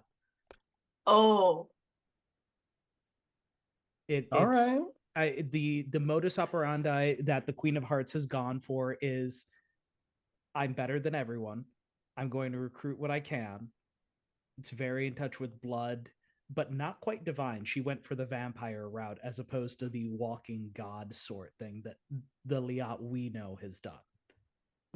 The seed of an idea is this idea of divinity is the right path for Liat. So, What if she's a variant of some well, sort? or because I hinted at it with the first mask, and it's sort of been hinted at with other things. But the idea is that Liat is Lilith. She is the first woman. So what Very if darkness. she is Eve? oh, Second yes, woman. yeah, that makes sense. Oh my god. And this Okay. tree is the tree of knowledge. Mhm. It is, and it's also Yggdrasil. It's also like it's It's because every The myth, mythological tree as that has right? shown Like up. tying, yeah, like all the exactly. trees tying in together. Absolutely. Yeah. Yeah, that would And also kind of explain the three stones, Adam, Eve, and Lilith. Okay. Interesting. And then like the seed of an idea is like a literal seed. It's an actual yes. seed. Mhm. So we have to go back to when that seed was first planted to grow this tree that gave birth to knowledge. Okay. So this is Um, before Eden was like in Genesis. Like this is it is the wasteland that formed everything. yeah. We go to your idea that before there was reality, there was the void with this sharpened bit of obsidian. Mhm. We And I think have the reason she hasn't activated it yet is because she doesn't know how to get there herself. okay. it's like everything about her is sort of like artifice, right? Like the roses that need to be painted red, you know, the blood red hearts that act like hearts, but they're not really hearts. There's this sort of idea of like I said, artifice, or like trying to present something that isn't real as real. I mean, she lives in a whole place of dreams, so it's like, It's a symbolic thing. I think she needs 3 parts. I think she's Eve. We've got you for the Lilith bit. I think the reason why Dimitri is around is because we need an Adam, an artifice, oh, something that she can Oh, control. oh Franken God. like OG Frankenstein was Mhm. the modern Prometheus. Prometheus. Yeah. Yeah, Bright but Modern Breed is God damn it. this That's is so this is an Adam. It is a man that was not born, Mhm. Yeah. that was created from Created. whole cloth, from dust. In fact, if we can, Yeah. Oh And that's man. like the black sands. That's like the signs are here. Or since like we're bringing like these 3 characters all in one place, then that's like just the sign. So is this like trying to get pardon, is trying to get back to before they all 3 existed, or So I think, and it might correct me if I'm wrong, but I think the idea is that she wants to get back. Like, when will she activate her plan? She wants to Mhm. go back in time to either disrupt the idea that is planted for humanity, for the world, so that she can be sort of this figurehead. That's why pose a question though, is why? why Yeah. she can't stand the fact that you exist. No. Like history. Another hater. Yeah. I mean, it fits come on, you know it, it's gonna happen, rivalry and it, stuff. it fits with the theming. It fits with the idea that even though like mythologically Lilith was kind of cast aside and Eve was the route that humanity took, But she was the first. Lilith was the first. She can't but get over that. she can't get over that. She can't get over the fact that Lilith is still walking around, messing around with humanity. Eve's like this hussy, this homebreaker from centuries past, can't get over herself and just die for my sake. Like we've made the Queen of Hearts very like sensitive about like, no, I'm better. I'm always better. She's always posturing. She's very sensitive. I'm 100% on board with the idea that there's this big multiverse time travel thing for just the pettiest like lady. Yeah, just deal that's with it. exactly, because also too, remember, she took the box. Like it was just a serendipitous accident that the box got knocked out of Ernest's hands, and the time entities or whatever, like, Yeah, went over to her. Yeah, it's not a because clue, but it does add context to the idea of like she figured out how to get back to that point in time, Yes. because or she's she at been least yeah, no, Go on. she's been pining to go back. She said herself like she had her own plans and then she saw Lilith was around, like she actually got eyes on you and put a pin on like, oh, she's going to be here for a minute. I can do my mastermind thing. Mhm.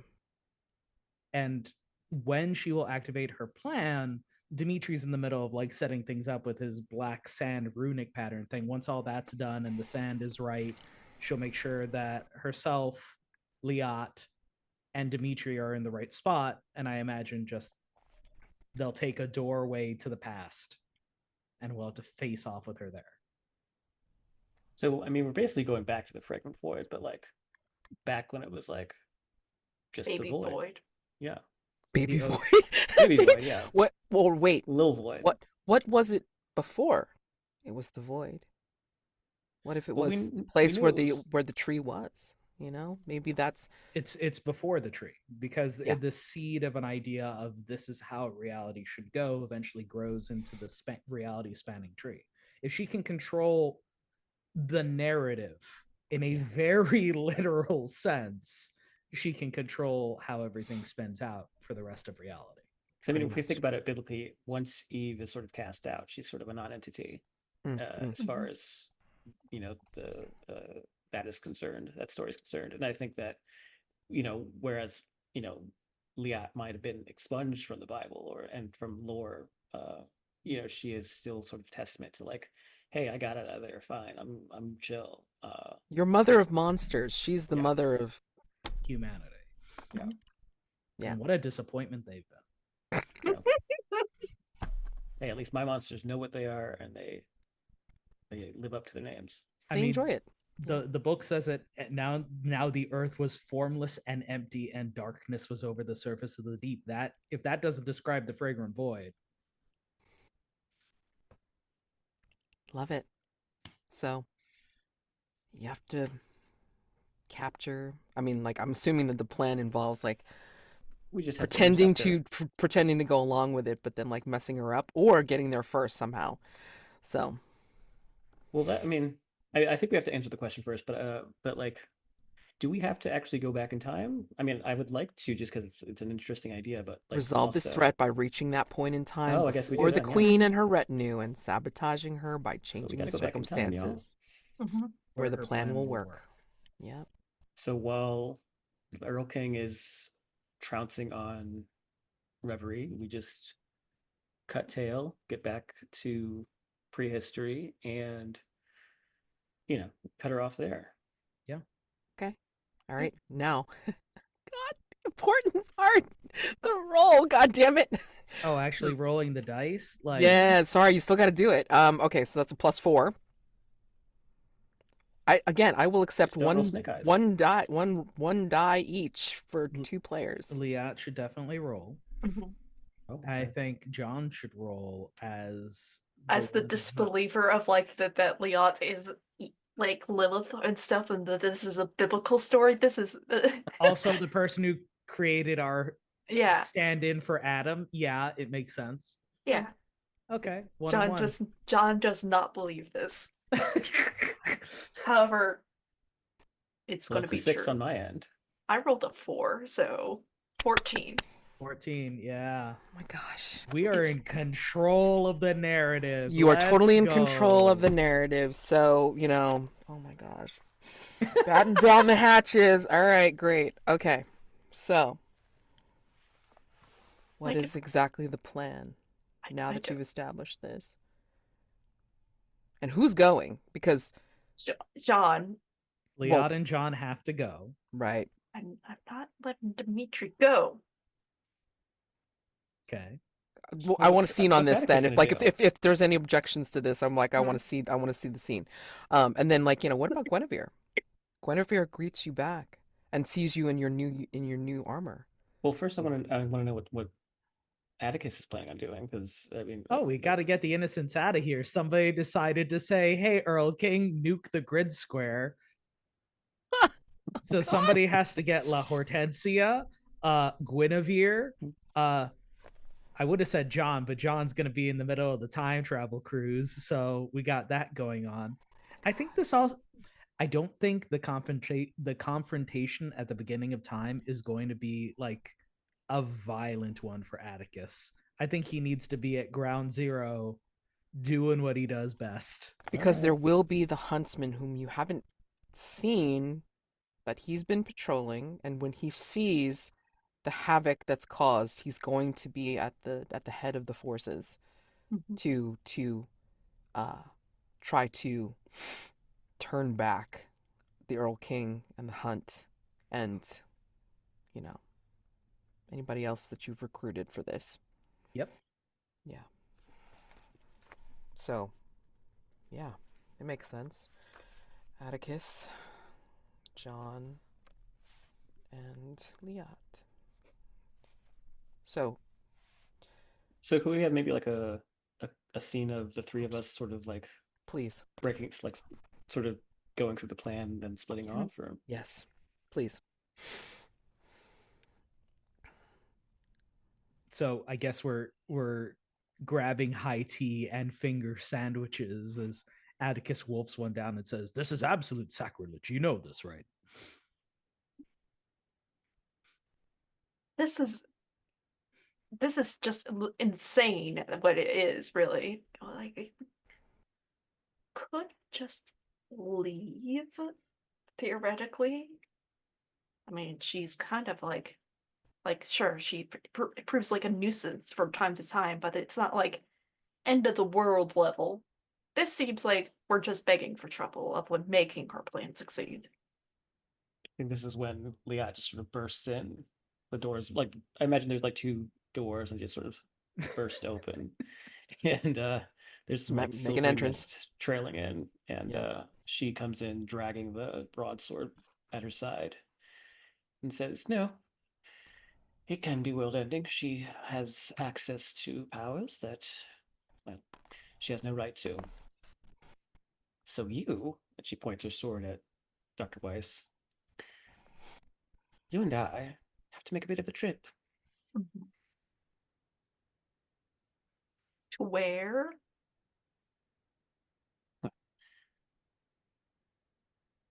I don't think it had a name at the time. Oh, great. So yeah. Oh no. Where's Dimitri? Is he with you, or is he still dancing in the theater? I think I brought him along Yes. because, Bring like, that one as well. oh, I mean, he's in like probably like just like plain pants and mhm. sorry, not pants. Sorry, trousers. Otherwise, and a shirt and like just generic shoes and such, but they are still made of like fine materials. And he just looks at you, Dr. Weiss, and what what is this about? Where are we going? I'm not sure exactly what it is, and I don't believe half of it, but I will just go along because this is beyond my revenue of expertise. And I frankly do not want the world to end. And Liat, when she says things, typically means them perhaps a little bit worse than they actually are, but it still can be quite bad if it's world ending, according to her. Atticus will look over at Sunny. Will you be joining them? After all, you gaze upon infinite realities, and it sounds like they're going to the start of it. I don't know who you picked this guy up. Who is this? You have not explained it any further than the Ah, sun. John, the man in the sun mask. Man in the sun mask? John. Does he not have an actual name? Dr. Weiss, good to see you again. See, like he's been saying cryptid stuff since we We started work for this. Hargrave House, John. This is sort of the gamut that we Eh, deal with. This is this like he's wearing golden slippers. Like this is ridiculous. At least like with like John, we had a magical exorcist help us cast out a demon. There's also I believe a half dog man that appears in people's dreams at one point.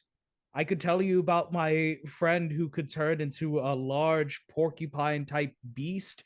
John, at some point we need to determine that the risks of disbelief are too high. yes, that's why I'm going along with Leon's plan. But still, Still, I don't understand half what's going on. Have another sandwich, dear.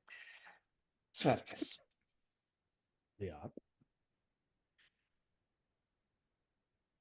There will be company coming.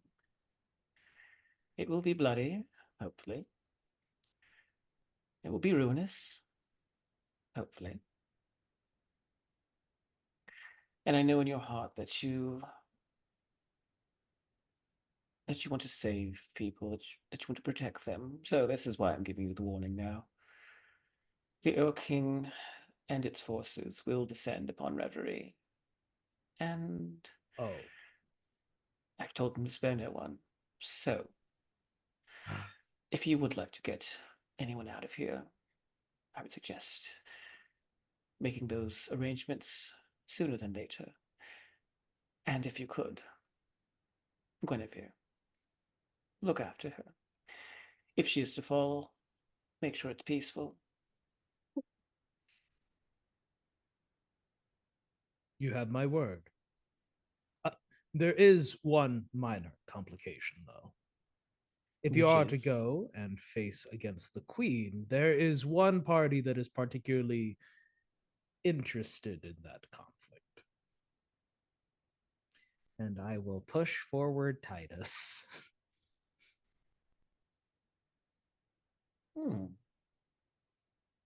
Very I will well. not be there to help you in your in your hour of need, but Titus is raring to go, so to speak.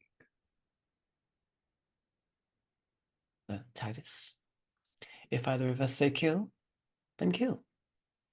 Do you need me here, or do you want me with you, beauteous one? You would make a wonderful pie. Oh no.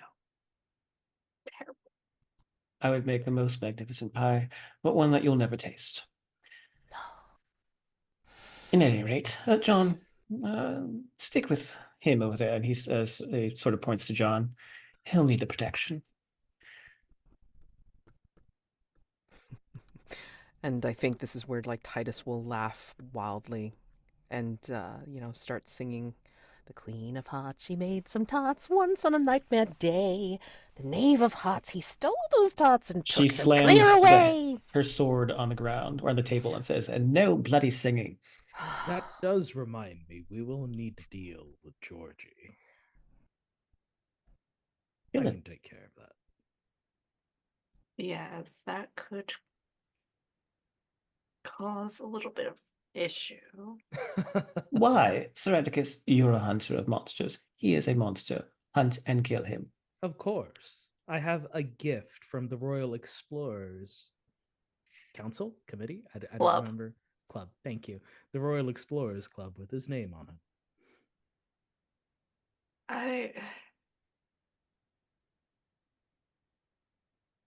Show him some pity at the very least. He is far beyond it.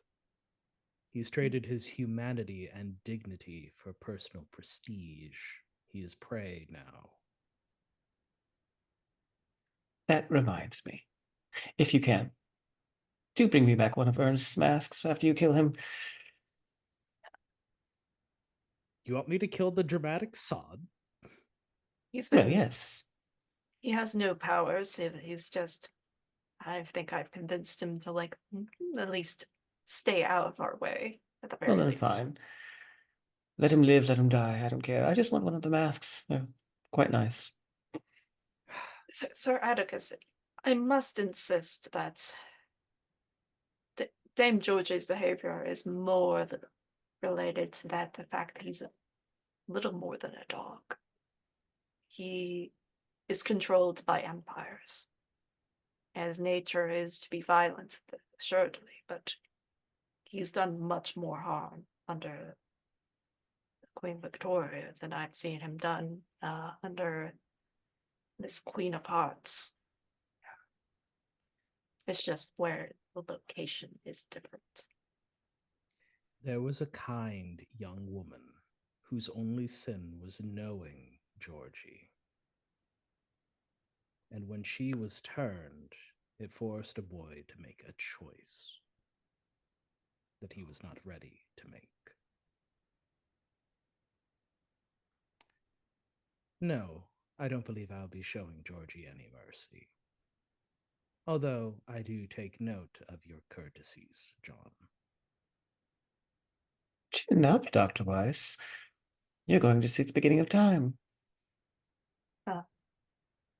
Okay. I think. Yeah. I can't believe I'm the one that's saying this. I don't think I will see the beginning of time, Miss Keanon. You can take Titus along with you. He seems to be a capable, violent fellow. And I do trust you to keep your words for the most part. And that your thirst for vengeance will surely rue through the day. Save us all. I've make sure some people here stay protected. I'm a doctor after all, and I look after my patients. Sentimental as always. Well, I will be needing Dimitri. Mm-hmm. Of course. Treat him well, please. As well as any Adam. Sir Atticus, though, if you may do me one other courtesy. take care of Guinevere, get you one of Ernest's masks, make sure that any innocents are removed. What else is on the grocery list? I didn't say anything about innocence. No, give Guinevere this. And if it's okay with you, Mike, she will just sort of grab you and grabs her Atticus and give him a kiss. Okay. Atticus will be shocked for a moment. Pull back. Well, I you see him bashful and off balance for a moment. I don't believe it will have the same meaning coming from me, but I the Wellington Hughes never back down from a challenge. Very well. We have our roles. Curtains up. And as we go in two separate directions, I imagine Liat is going with Dimitri, John is going with myself. Mhm. Atticus will just say, I will give you 3 sentences with Georgie. That is the utmost mercy I will grant. Any hostile action, however, and he will be put down like the dog he is. Sir Atticus, I've tolerated Dame George's antics for many years. I don't think you understand the type of man I am. No, but I look forward to seeing what kind of man you are. Let's go. Let's go. Oh my gosh. Think on the scenes that you want to see or role play, and we'll roll off on them and all this kind of fun stuff. But you guys have a 14. You can narrate your hearts out. Believe me, this is the end. This is the end game. All right, we've got a shot list going on, so commence. Okay. So yeah, I mean, like, you probably have a good idea of where Dame Georgie went because maybe you've followed him. He's flitted through the castle, this dream castle that is, and he has hid away in his room, which takes up most of one floor of this castle. So, Okay. but he's not there. What do you find? I find his work, Dame Georgie, for all the pomp and circumstances of nobility, the explorer and whatnot. His hobbies in life include fashion, of textiles, of sewing, of needling. Like he loves to work with leather, silk, any sort of unique textures and whatnot. He's been, I think, especially here with Reverie, he's been more interesting items, let's say, uh, sort of leashes and collars and whatnot. Okay. I think I take sort of uh, sort of a very thick leather band, big enough for a human-sized neck. And I think this is where he stumbles in, and then he sees you both. You're both there, right? Yes. Georgie. What are you doing in my room? Taking a few personal effects, it seems. And Atticus will look over at John. John? What are you doing? John is silent. He gives like the dirtiest look that he can manage to Dame Georgie. I think it's something that Dame Georgie has ever seen on John's face before. I only have 4 sentences I can give to you. Well, and like I think like the Sir Atticus like gives like a sort of 3. a 3. Atticus Yeah. will hold up 2 fingers. Okay. And like John will roll his eyes. I know what you are, Dame Georgie. You are a dog. And John will get closer to you. You will only live if you start behaving like one right now.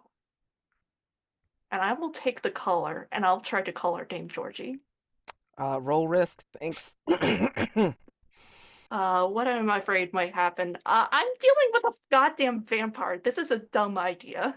Yeah, he's gonna bite you, and like he's going to drain you. He won't even like turn you into a vamp. He's gonna drain you of blood because he's been trying to hold himself back. Mm-hmm. You know, I mean, especially as he's been like back and forth feeding on like some of those debauch episodes with the Queen of Hearts. So, vitality. Composure, trying to keep my cool. There you go. I'll take it. Oh Okay. God, you have conditions, don't you? Shit.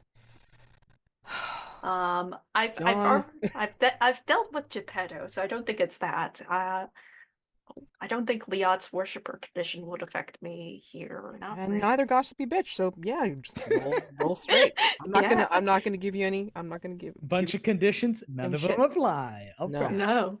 Go for it. Let's go. Guess who rolled a 12? You? Yeah.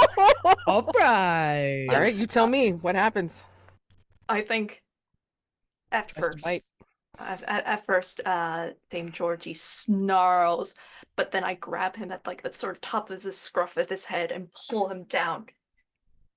And I just snarl back. It's very uncharacteristically of like John. Like he's not like, as much as he's violent, he's like more reasonable, eloquent than this. This is primal. This is very primal. This is like reaching back into Shoreditch Slugger time. How does Sir Atticus feel about this? 2 twinks by bite. Atticus just thinks I raised that boy. Oh my gosh. Okay. I'm so proud of him. Oh my gosh, fantastic. Yeah, and then go ahead and tell me what happens next. The collar gets snapped around like his neck, and Dame Georgie is forced onto his hands and knees. And I have one Dame Georgie on a leash. And maybe satisfactory enough for you, Sir Atticus? Not standard treatment for a vampire, but it'll do for now. There are other people to save. Mm-hmm. Cutting over to Liat. You get to the beginning of time. Do you think you've taken the box with the time entities, or you figured out a different way to get to the beginning of time? She's taken a different route, because I think that the queen did part with the box. I think if anything, she's probably using it as part of her ceremony to get there. Yeah. No, she has another idea, and it's fortuitous that Titus is there, because as everyone knows, the most powerful magic is blood magic, and it's got to be fresh blood, though. So despite the fact that there's blood rivers here, it's all just kind of stale and stagnant and tainted, and Liat knows better, and so she'll take the broadsword and say, Titus, I appreciate your service. Your sacrifice does not go unnoticed. And before he can react, she will cleave off his head. And she'll take up his head and sort of trace the runes, matching the same kind of runes as the black sand ones that we saw. Mm-hmm. And as she intones the spell, with Dimitri at her side, the earth below them begins to turn into this sort of red smoke that encompasses them. It swirls around them before it darkens, blots out the sun, blots out any light, and they are in complete darkness. And despite the fact that they're in darkness, she's not afraid. She's never been this far back before. This is even before her time. But she can hear the sounds that are familiar to her. they're familiar to her now, but they're more pronounced. They're newer, almost younger than the sounds that she's heard before when she's traveled into the void before. Those are the sounds of ancient things, but here they're newborn. And then finally, there's a bit of light, still gray and dull, and there are clouds above, and they're gray, and she can see shapes moving through them and hear screeching and howling and slurping and crunching. The earth below them isn't earth, it's in fact just shadow. She looks to Dimitri and says, "Well, now we wait. She'll come, and we'll find her." He turned.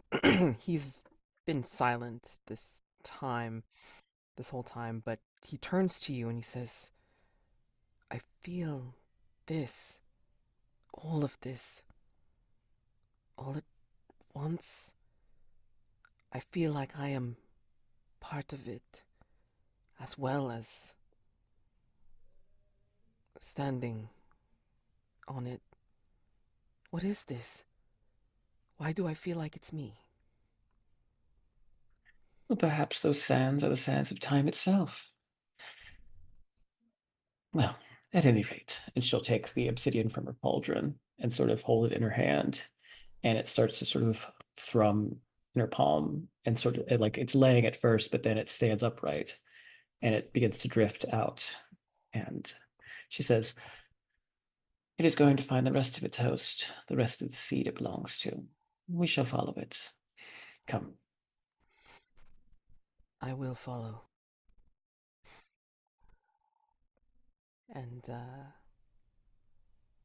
leading to the confrontation. Do you think you get there first and you're waiting?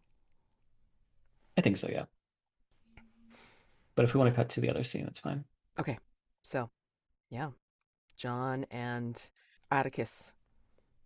I think the siege has begun upon the dream castle in Reverie. There is shouts and snarls and bays and howls coming from the grounds below. And if you happen to look out through the windows, you will see what looks like a dark sea of moving things making their way across this land. Yeah, Atticus is afraid. Like he's still moving forward, but he knows exactly what's coming for Reverie, and he doesn't want to be here when it's in earnest. Speaking of Ernest. yeah, what's this retinue that we're cutting through? Because I imagine that the Queen of Hearts does have people who are loyal and fighting for her. Yes, I mean she has. Well, Geppetto has had developed some Pinocchio prototypes. So I mean you have more of the faceless servants made of wood, automata that just know to protect and defend, and then of course, well, she doesn't need a bodyguard where she's going. So who does she leave in charge? The huntsman, of course. Yes. But you see him he's dealing with the forces on the ground so far. So Okay. but yeah, I mean there's servants in the castle. There's all sorts of different. Just think of any fairy tale toughs that you can think of, and then they're here. Atticus is cutting a swath through them just with his chain sword and the burden, just kicking down every door we can to find the three people we're here to save. 1, La Hortensia. 2, Guinevere. And then 3, Ernest. Ernest. I think maybe Guinevere and La Hortensia have kind of battened down the hatches in one of their rooms. So probably Guinevere's room, and then they're talking, and maybe you do see Ernest still in John's old dented armor, huddling in the corner, kind of writing furiously on some foolscap. So Well, Ernest, are you just going to sit there, or are you going to actually take part in the play? Play? I'm not done writing. I'm almost there. It can wait. Time to live life.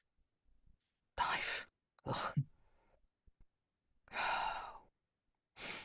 Real life is more horrible than, well, anything that I dream up.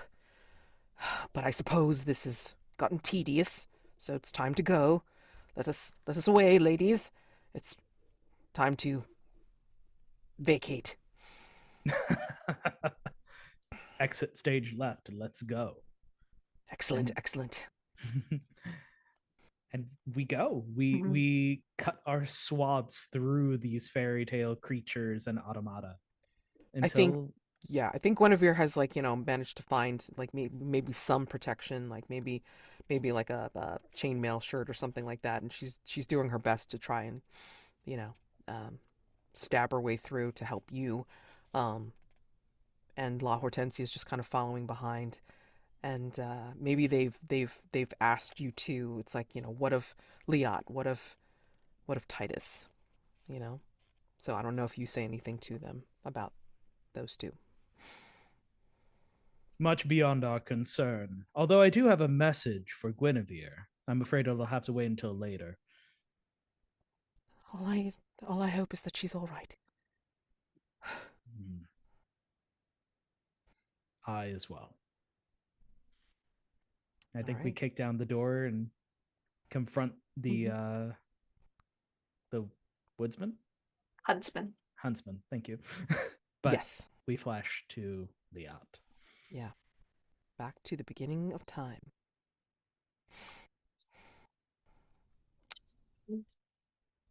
You are waiting in the darkness, and perhaps in this miasma, there is a glimmering light as it seems to shimmer and blink, coming down from this ambiguous sky. And you realize it's her in her red dress, just ready to do her ceremony ritual. And she's got the box of the time entities in her hand, which is what is glowing and shining so brightly here in this um, analogous mass. And she approaches. So, you found your way here too. Come to join me as I change the course of time. Yes. I was hoping you would see it my way. Oh no, I'm sorry, dear sister. You see, I am here to take back my position. You He see, you've made rejected it. you. Yes, well, you are a non-entity. You are a non-entity. You existed for a moment, briefly, before disappearing into fable, into dreams, into I stories. did not. I am the mother of humanity. Look at how they turned out. No, no, dear. Your time has come and gone, if you ever had a time in the first place. You decided to lay down. When you indulged your curiosity, when you indulged your independence, you didn't fight back when you were punished. And so you were sent off, away from the world. Because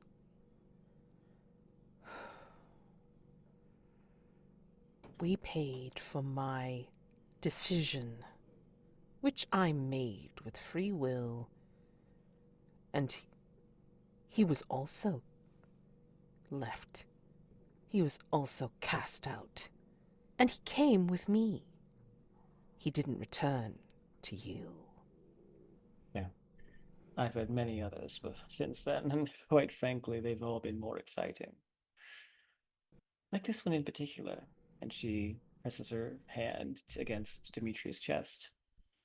Isn't he ravishing? He is the stuff that dreams are made of. You, my dear, well, nightmares, really. No. My nightmares will take over worlds when I do this. And she When I begins am to open done, the box. when I am done with you, and when I am done with this place, the world will only be able to dream of me. And she'll take up her broadsword and try and strike it out of her hand. Okay. Want to do roll off and see how fun this is, or you want to just like say like the For the 14? sake of time, and we rolled 14. Yeah, yeah, it's fine. Um, Oh, Titus is dead. yeah, he's a headless corpse back in the garden.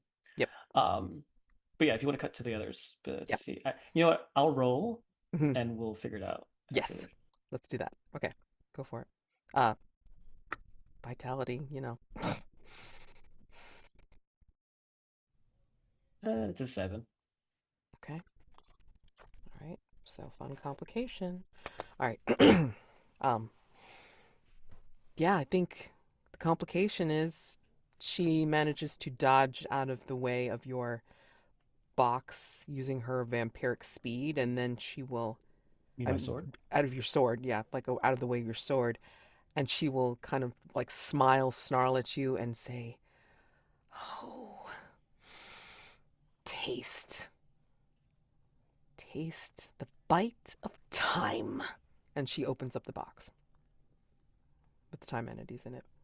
Back to everybody in Hargrave House. So, I think y'all make your way down to the ground floor, and maybe you're heading away from the front where the main forces are, like clashing.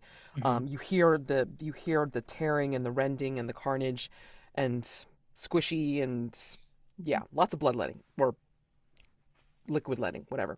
Mhm. And you race over there, and then in your way, of course, is the huntsman, joined by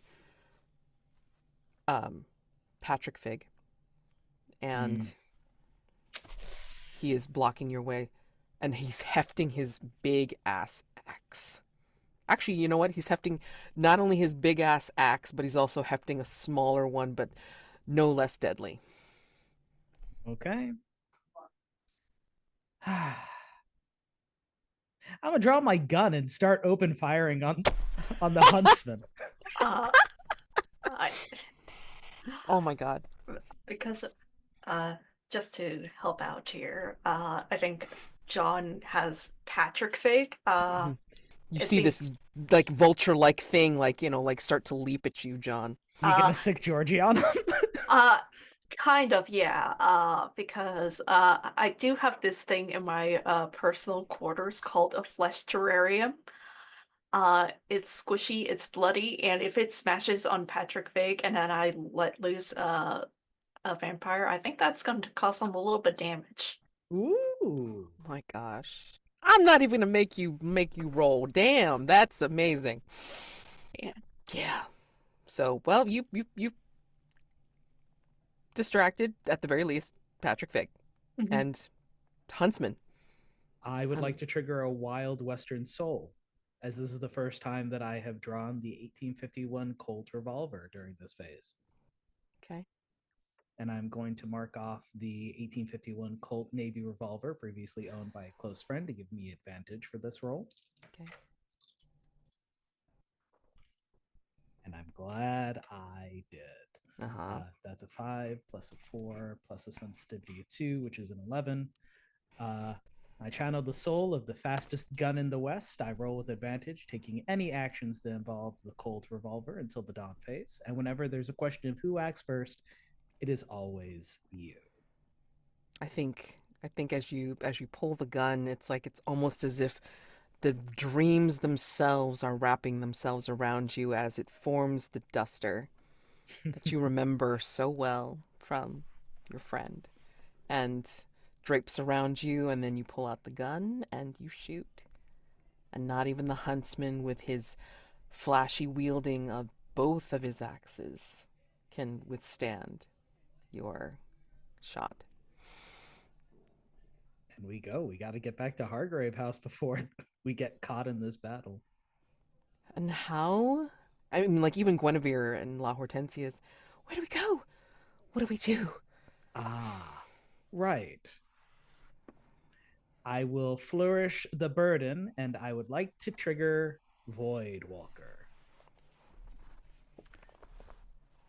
I do not have the Cosmic Passage marked, so I cannot use Void Walker. Hold on here. Hold on here. Makes me laugh. Sorry. Guess who does have the Cosmic Passage marked? Okay. Okay. I think, like, as Sir Atticus flourishes the burden and expecting something to happen, and then nothing quite literally happening. Yes, he's No. very confused by this. I think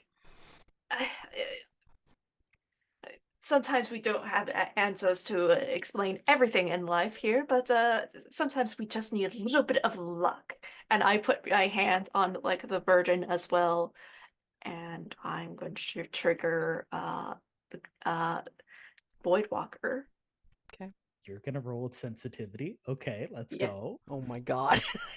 I have a sensitivity of 2. Thank you very much. Yo, I didn't know that. Okay. Okay, yeah, I have no more items to mark. So this is just flat roll. That's fine. Apparently, John is just John Action Man. That's a 12 total. Yes. I think as I mean, like, maybe your, like, accidental luck, like, makes you slice yourself on the burden, and there's a spew of blood that happens that pools on this disgusting ground. Fresh, brilliant blood that spills, and of course, it pools, and out of the pool comes someone quite familiar, and also very pleased to see you all. Ah, you did figure out how to open up the portal. With some help Nice. from friends. Well, welcome to the void. And she opens up the bubbling blood portal, and then come right on in. It seems that this place has been made unwelcome. Do I smell the stink of Fae? Ooh. And then she'll herd everybody in that you want to bring in. Mm-hmm. Yeah. Well, I think we see the silhouette as everybody's being herded into the void of Patrick Fig and Dame Georgie going after each other as you all go into the bubbling blood portal and escape. Since I rolled a 12 plus, Oh, please. I'm sorry. could my extra little goodie bonus there, could I get Dame Georgie off of Patrick Fig now? Oh, okay. You I want to wanna- bring Dame Georgie with us? You want to bring... This is why I stayed here, Sir Atticus. I want to bring Dame Georgie home. Interesting. Fine, Are call you the hound sure? back. Are you sure you want to bring Yes, the toothy one? Yes, I have a duty to him, to say the least. Not for me to say, but I'm sure we can find something for him to feed upon. Is needed. I have things. So, And then, when we get Alrighty. back to Liat. Liat, the box is open. Time entities are spilling out, not as James Allard is, but as themselves, or I don't know, themselves. I'm not sure how else to describe them. But what do you see, and how do you take care of this? See green light. It's sort of like Aurora Borealis sort of effect, shimmering, but in the shape of these sort of humanoid figures stretched and reaching out from the box. But I think she takes up a sword and sort of just points it at in the direction. And as they sort of create this sort of beam of greenish light, it just sort of cuts in between them, splitting them apart and setting them loose. And she raises, she does sort of like a lion-o pose, throwing the sword up in the air, and the green light, the entities just sort of like start to swirl around it, almost as if they're drawn to the energy, to the magic of the sword. She points it back down at the queen and says, "Not this time, my dear. I'm changing things around here to suit my needs. I'm putting myself first." And she will unleash the energy at the queen, obliterating her. She And screams. we just sort of see this sort of fade into this bright green light before it fades to white. And then what happens? Or are we thinking that there's a spilling of people like into Hargrave House, completely bloody? Yeah, I think it's that. I think it's John and Atticus and the others spilling back into London, Yeah, where they belonged. Mhm. yeah. I mean, like you're just piling on top of each other, and then Ernest is on top, like still clutching his script, even though it's blood stained and damp. Oh, that was a ride. Oh, I can totally write about this. Oh, bubbling blood portals. Yes. A good review from the critics. Amazing. Ah, just have to get that effect right at the Grand Guignol. No, I'm thinking too small. At the National Theatre. Yes, yes, yes, yes. We'll Where's my make sure, pen? we'll make sure that Guinevere and La Hortense are doing okay. Mhm. And this is where like Guinevere will shake herself out of her shock and like clutch you and say, "Where is Liat? Is she here? I mean, Jack is. She's not there right now. Where is she?" That is a complicated question. And I think when you say that, we sort of pull out of Hargrave House and we go through London, and it looks like it usually does. It's, the poor are there, the rich are in their carriages, they're going about. We hear church bells going off, and we follow all the way down to St. Cecilia's, or what should be St. Cecilia's, but the stained glass looks very strange. It's all images of Liat. And all of the priests are wearing vestments in colors that are related to her, that sort of crimson color and those greens.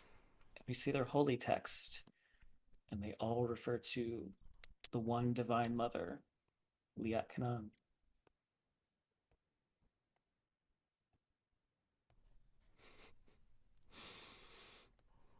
And the chant rings through the church, through the cathedral. Mm-mm-mm. So, is there any epilogue? Any epilogues to this? All right. There's just a little last, not quite epilogue, but a little last image. But I think it's of sort of Paeta-esque image statue, this sort of gilded Paeta-esque statue. Liat is in place of the Madonna, and in her lap, not necessarily dying, but just sort of reclining as if being touched by divinity itself. We see this sort of strange, misshapen male who has parts that don't look like they belong to each other. They look almost misshapen. Um, but for those in the know, it looks a lot like Dimitri.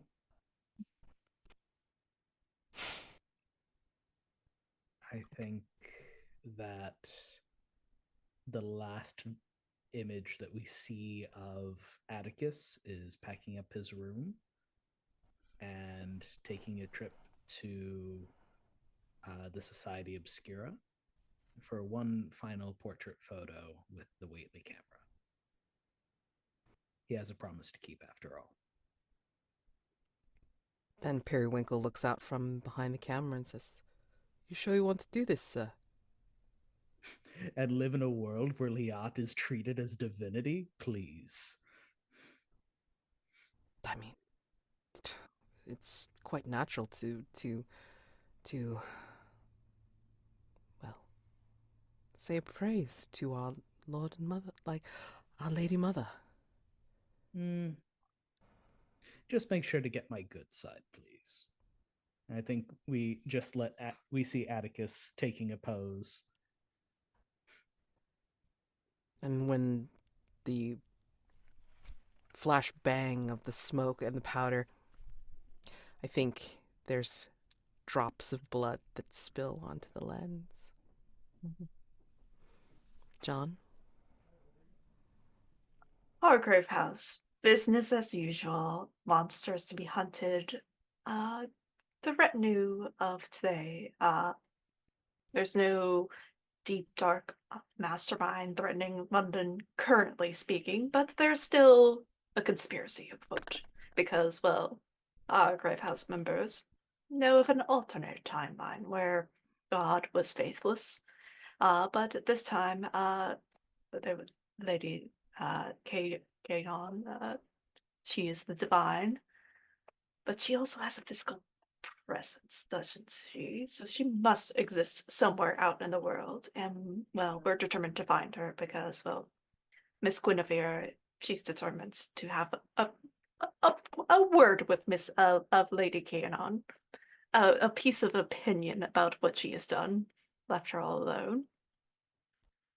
I kind John kind of doesn't want to find Liat because he really would be mad if eh, if either decision she either dropped off Dimitri at the first moment that she could have gotten, or B, kept him as a pet. I don't think like either circumstances he would have liked to uh have experienced. So, but still, Miss Guinevere, she's talented.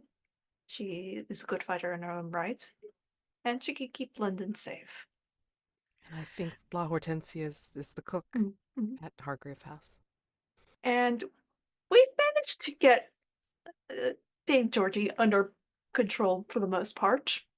Uh, it's really been a bit of a trial and error with like trying to reincorporate him into society, get the previous resources we had access to for Hargrave House, because like there's been rumors that he had died, like it's a whole shebang and whatnot.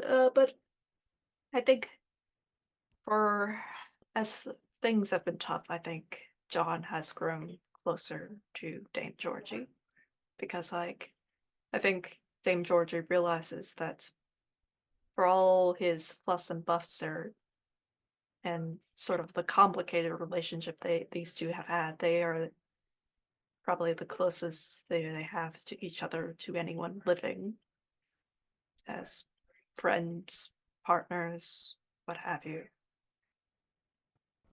So even though they've grieved for their own right, because like whether or not it was out of obsession and lust for Dame Georgie and the Queen of Hearts, or for trying to reclaim what was lost for John Moyes, it's better to live for someone who's still living. Out of curiosity, what happens to John's lab?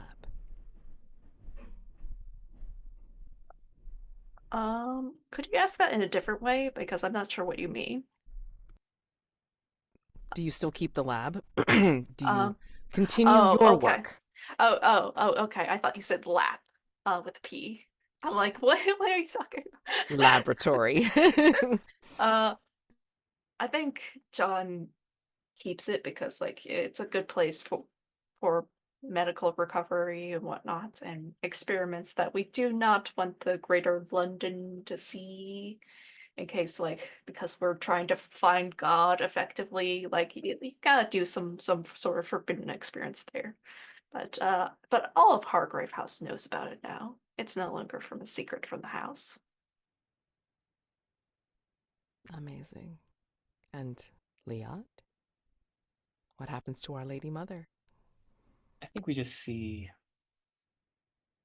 sort of in this arid place, this grand ziggurat, there are numerous sculptures erected in her image, and we sort of follow up the steps leading up to the top, and we see Liat just sort of splayed out, several of her cultists around her, tending to her, doting upon her, fanning her. And we see her just laying relaxed, draped in like silver gossamer gown and jewelry, the coins in her hair. And we see Dimitri. The sand is no longer black, it's like this golden color, but it's him, and he is tending to her as well. And he leans down and he whispers something into her ear, and she kind of perks up for a moment and says, "Oh, I was wondering when they would come."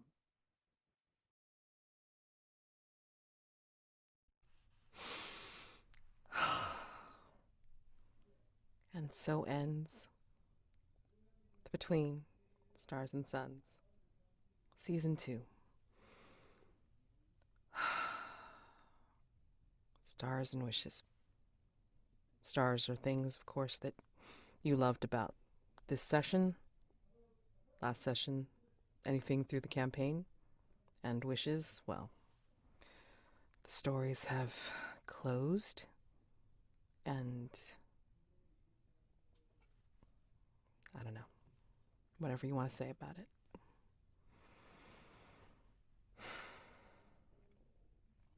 This feels like a satisfying ending. Thank you for facilitating. Chaotic, Jack. Thank you for participating. It's been fun to play off both of you in very different ways, obviously. Um, there's been a lot of big things for the campaign. For this session, especially, just turning the Earl King into just full monstrous dude peels himself like a banana just to get more comfortable was fun. Liat just being herself to the point where she got the most of what she wanted, was which is to be worshipped as a god, and she's like, why not take it?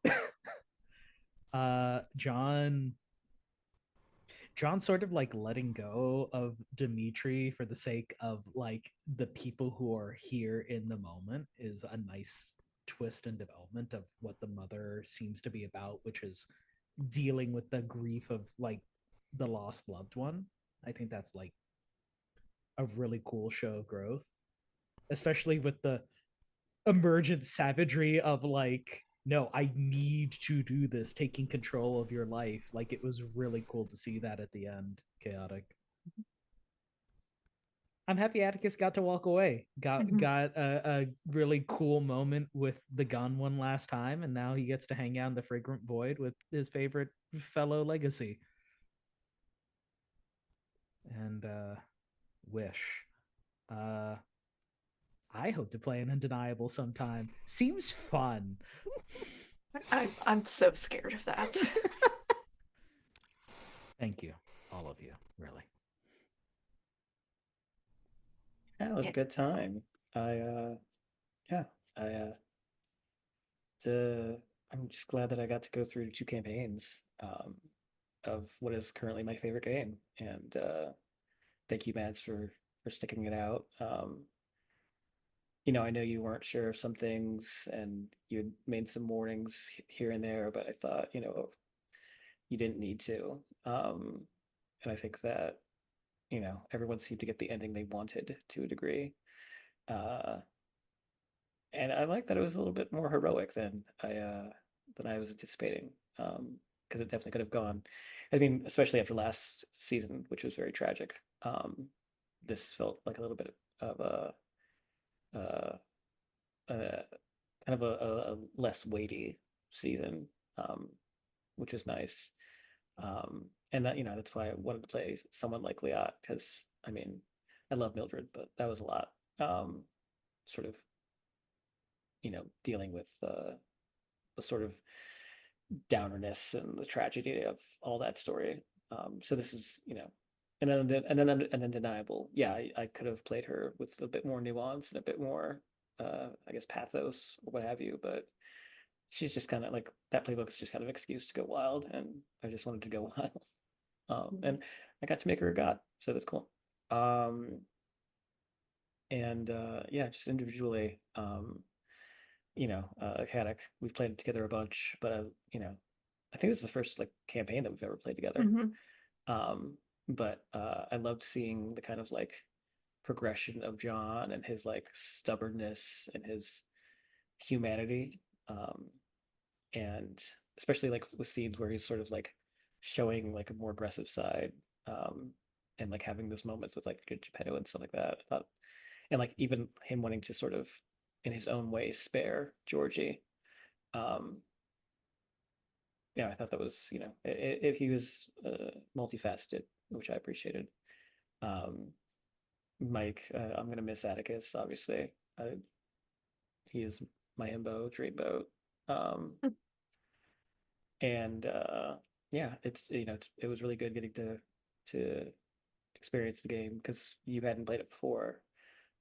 So getting to see you just really kind of take to the system and take to the setting, and you know, um, there's a very specific vibe to the game, but you fit into it, but also didn't conform to it. You played with it and made your own space in it, which is nice. Nice to see. And yeah, Mads, thank you. I know a lot of time and effort goes into this, and it's not unnoticed, and it's really rewarding when you play with someone who is passionate about the game, because like a lot of times you can get at a table and it's very sort of clinical, or it's very kind of like procedural the way that a GM can handle it. But when you get someone who is excited about the story and the characters, like it makes you excited to come to the table. And so, thank you for that.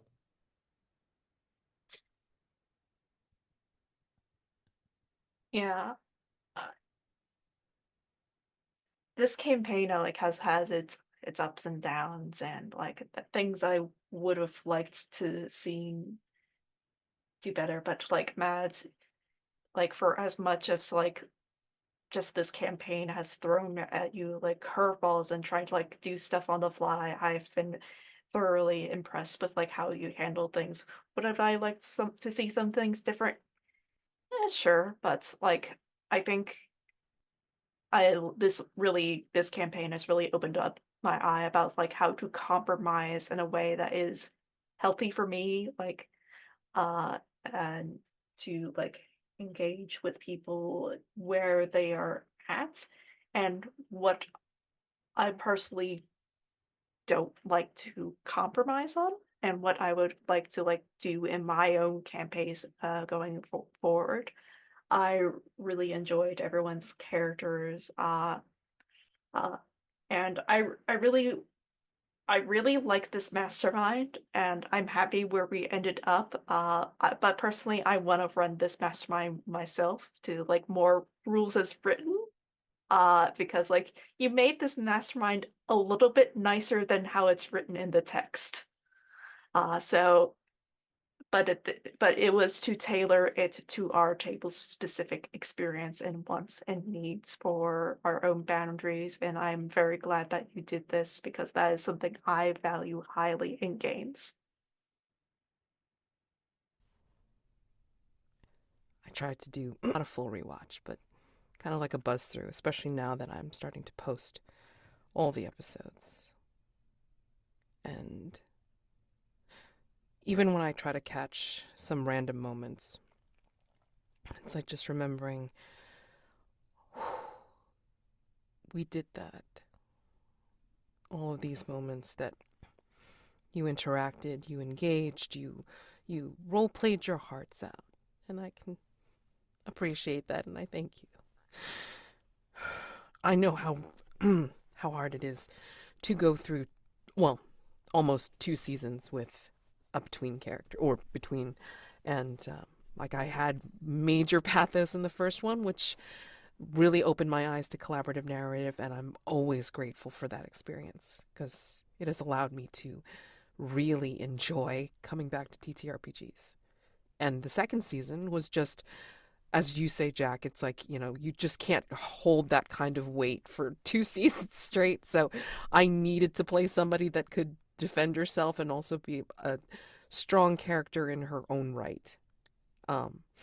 And it was wonderful. I just wish we had finished the campaign, that particular campaign, that particular season. But I had the chance to introduce her to the table as a different entity, as a different NPC, whatever.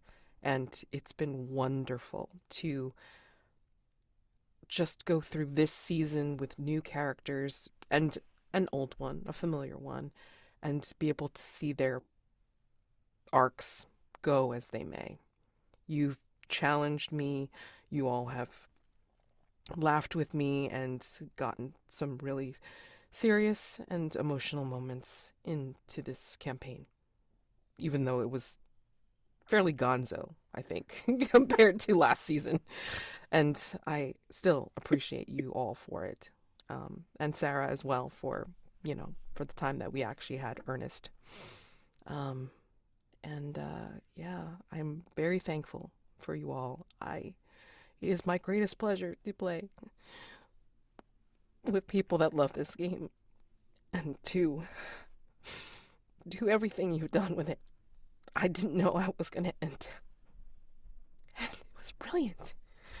Absolutely brilliant. I didn't think I was going to cry. Make me cry. I'm sorry. But we're not going to have a season 3 because this is just so good. Mm-hmm. And the archetypes have been fulfilled for the most part. I can't imagine trying to put together anything else with the remaining playbooks. And I don't want to because, yeah, it was a lot and it was great. But I will admit I need a break. But I have one more campaign to finish. They're almost there. And once they're done, I will take a break. I don't know how long a break, but I'll take a break. And then we'll revisit this. We'll revisit the between, and we'll see if if it works out and you want to join me again. Fantastic. If I have all new players that I subject to my whimsy, then so be it. But again, I thank you all for such an amazing experience. Oh my god. I don't have anything else because, yeah, just crying now. Anybody have any last thoughts? Mads, if you asked me to run this game for you, I would do so in a heartbeat. I don't know who I'd play. I don't know what I would play. So many choices, so many things to embody. Yeah. But thank you. I appreciate the offer because, again, this game is amazing. Thank you to Jason Cordova for designing it and creating it. And thanks to everyone who has created their characters and lived in this world and continue to tell stories. Thank you guys again. And we close with all of the characters. Do we have a I don't know, like a music montage, like, kind of like all the characters waving out, I don't know. Oh, thank you guys. Everyone trying to descend on Liat's ziggurat and overthrow her. Honestly, I like the idea of they finally arrived, and then the credits start rolling, and it's just the King in Shadows again, and it's all the actors just like taking a bow and just like goofing off. Oh my god. Yeah. Well, like or Animal like House at the end. It's just a montage of where they're at now. Yes. I love those montages. Like, where are they at now? so you became the governor or something. Just like, what? Oh, so good. Oh my gosh. So, and thank you all for whoever has kept on watching, because we had fun, I hope. And this was great. So, continue to play games. Happy gaming to you all. Bye. Bye.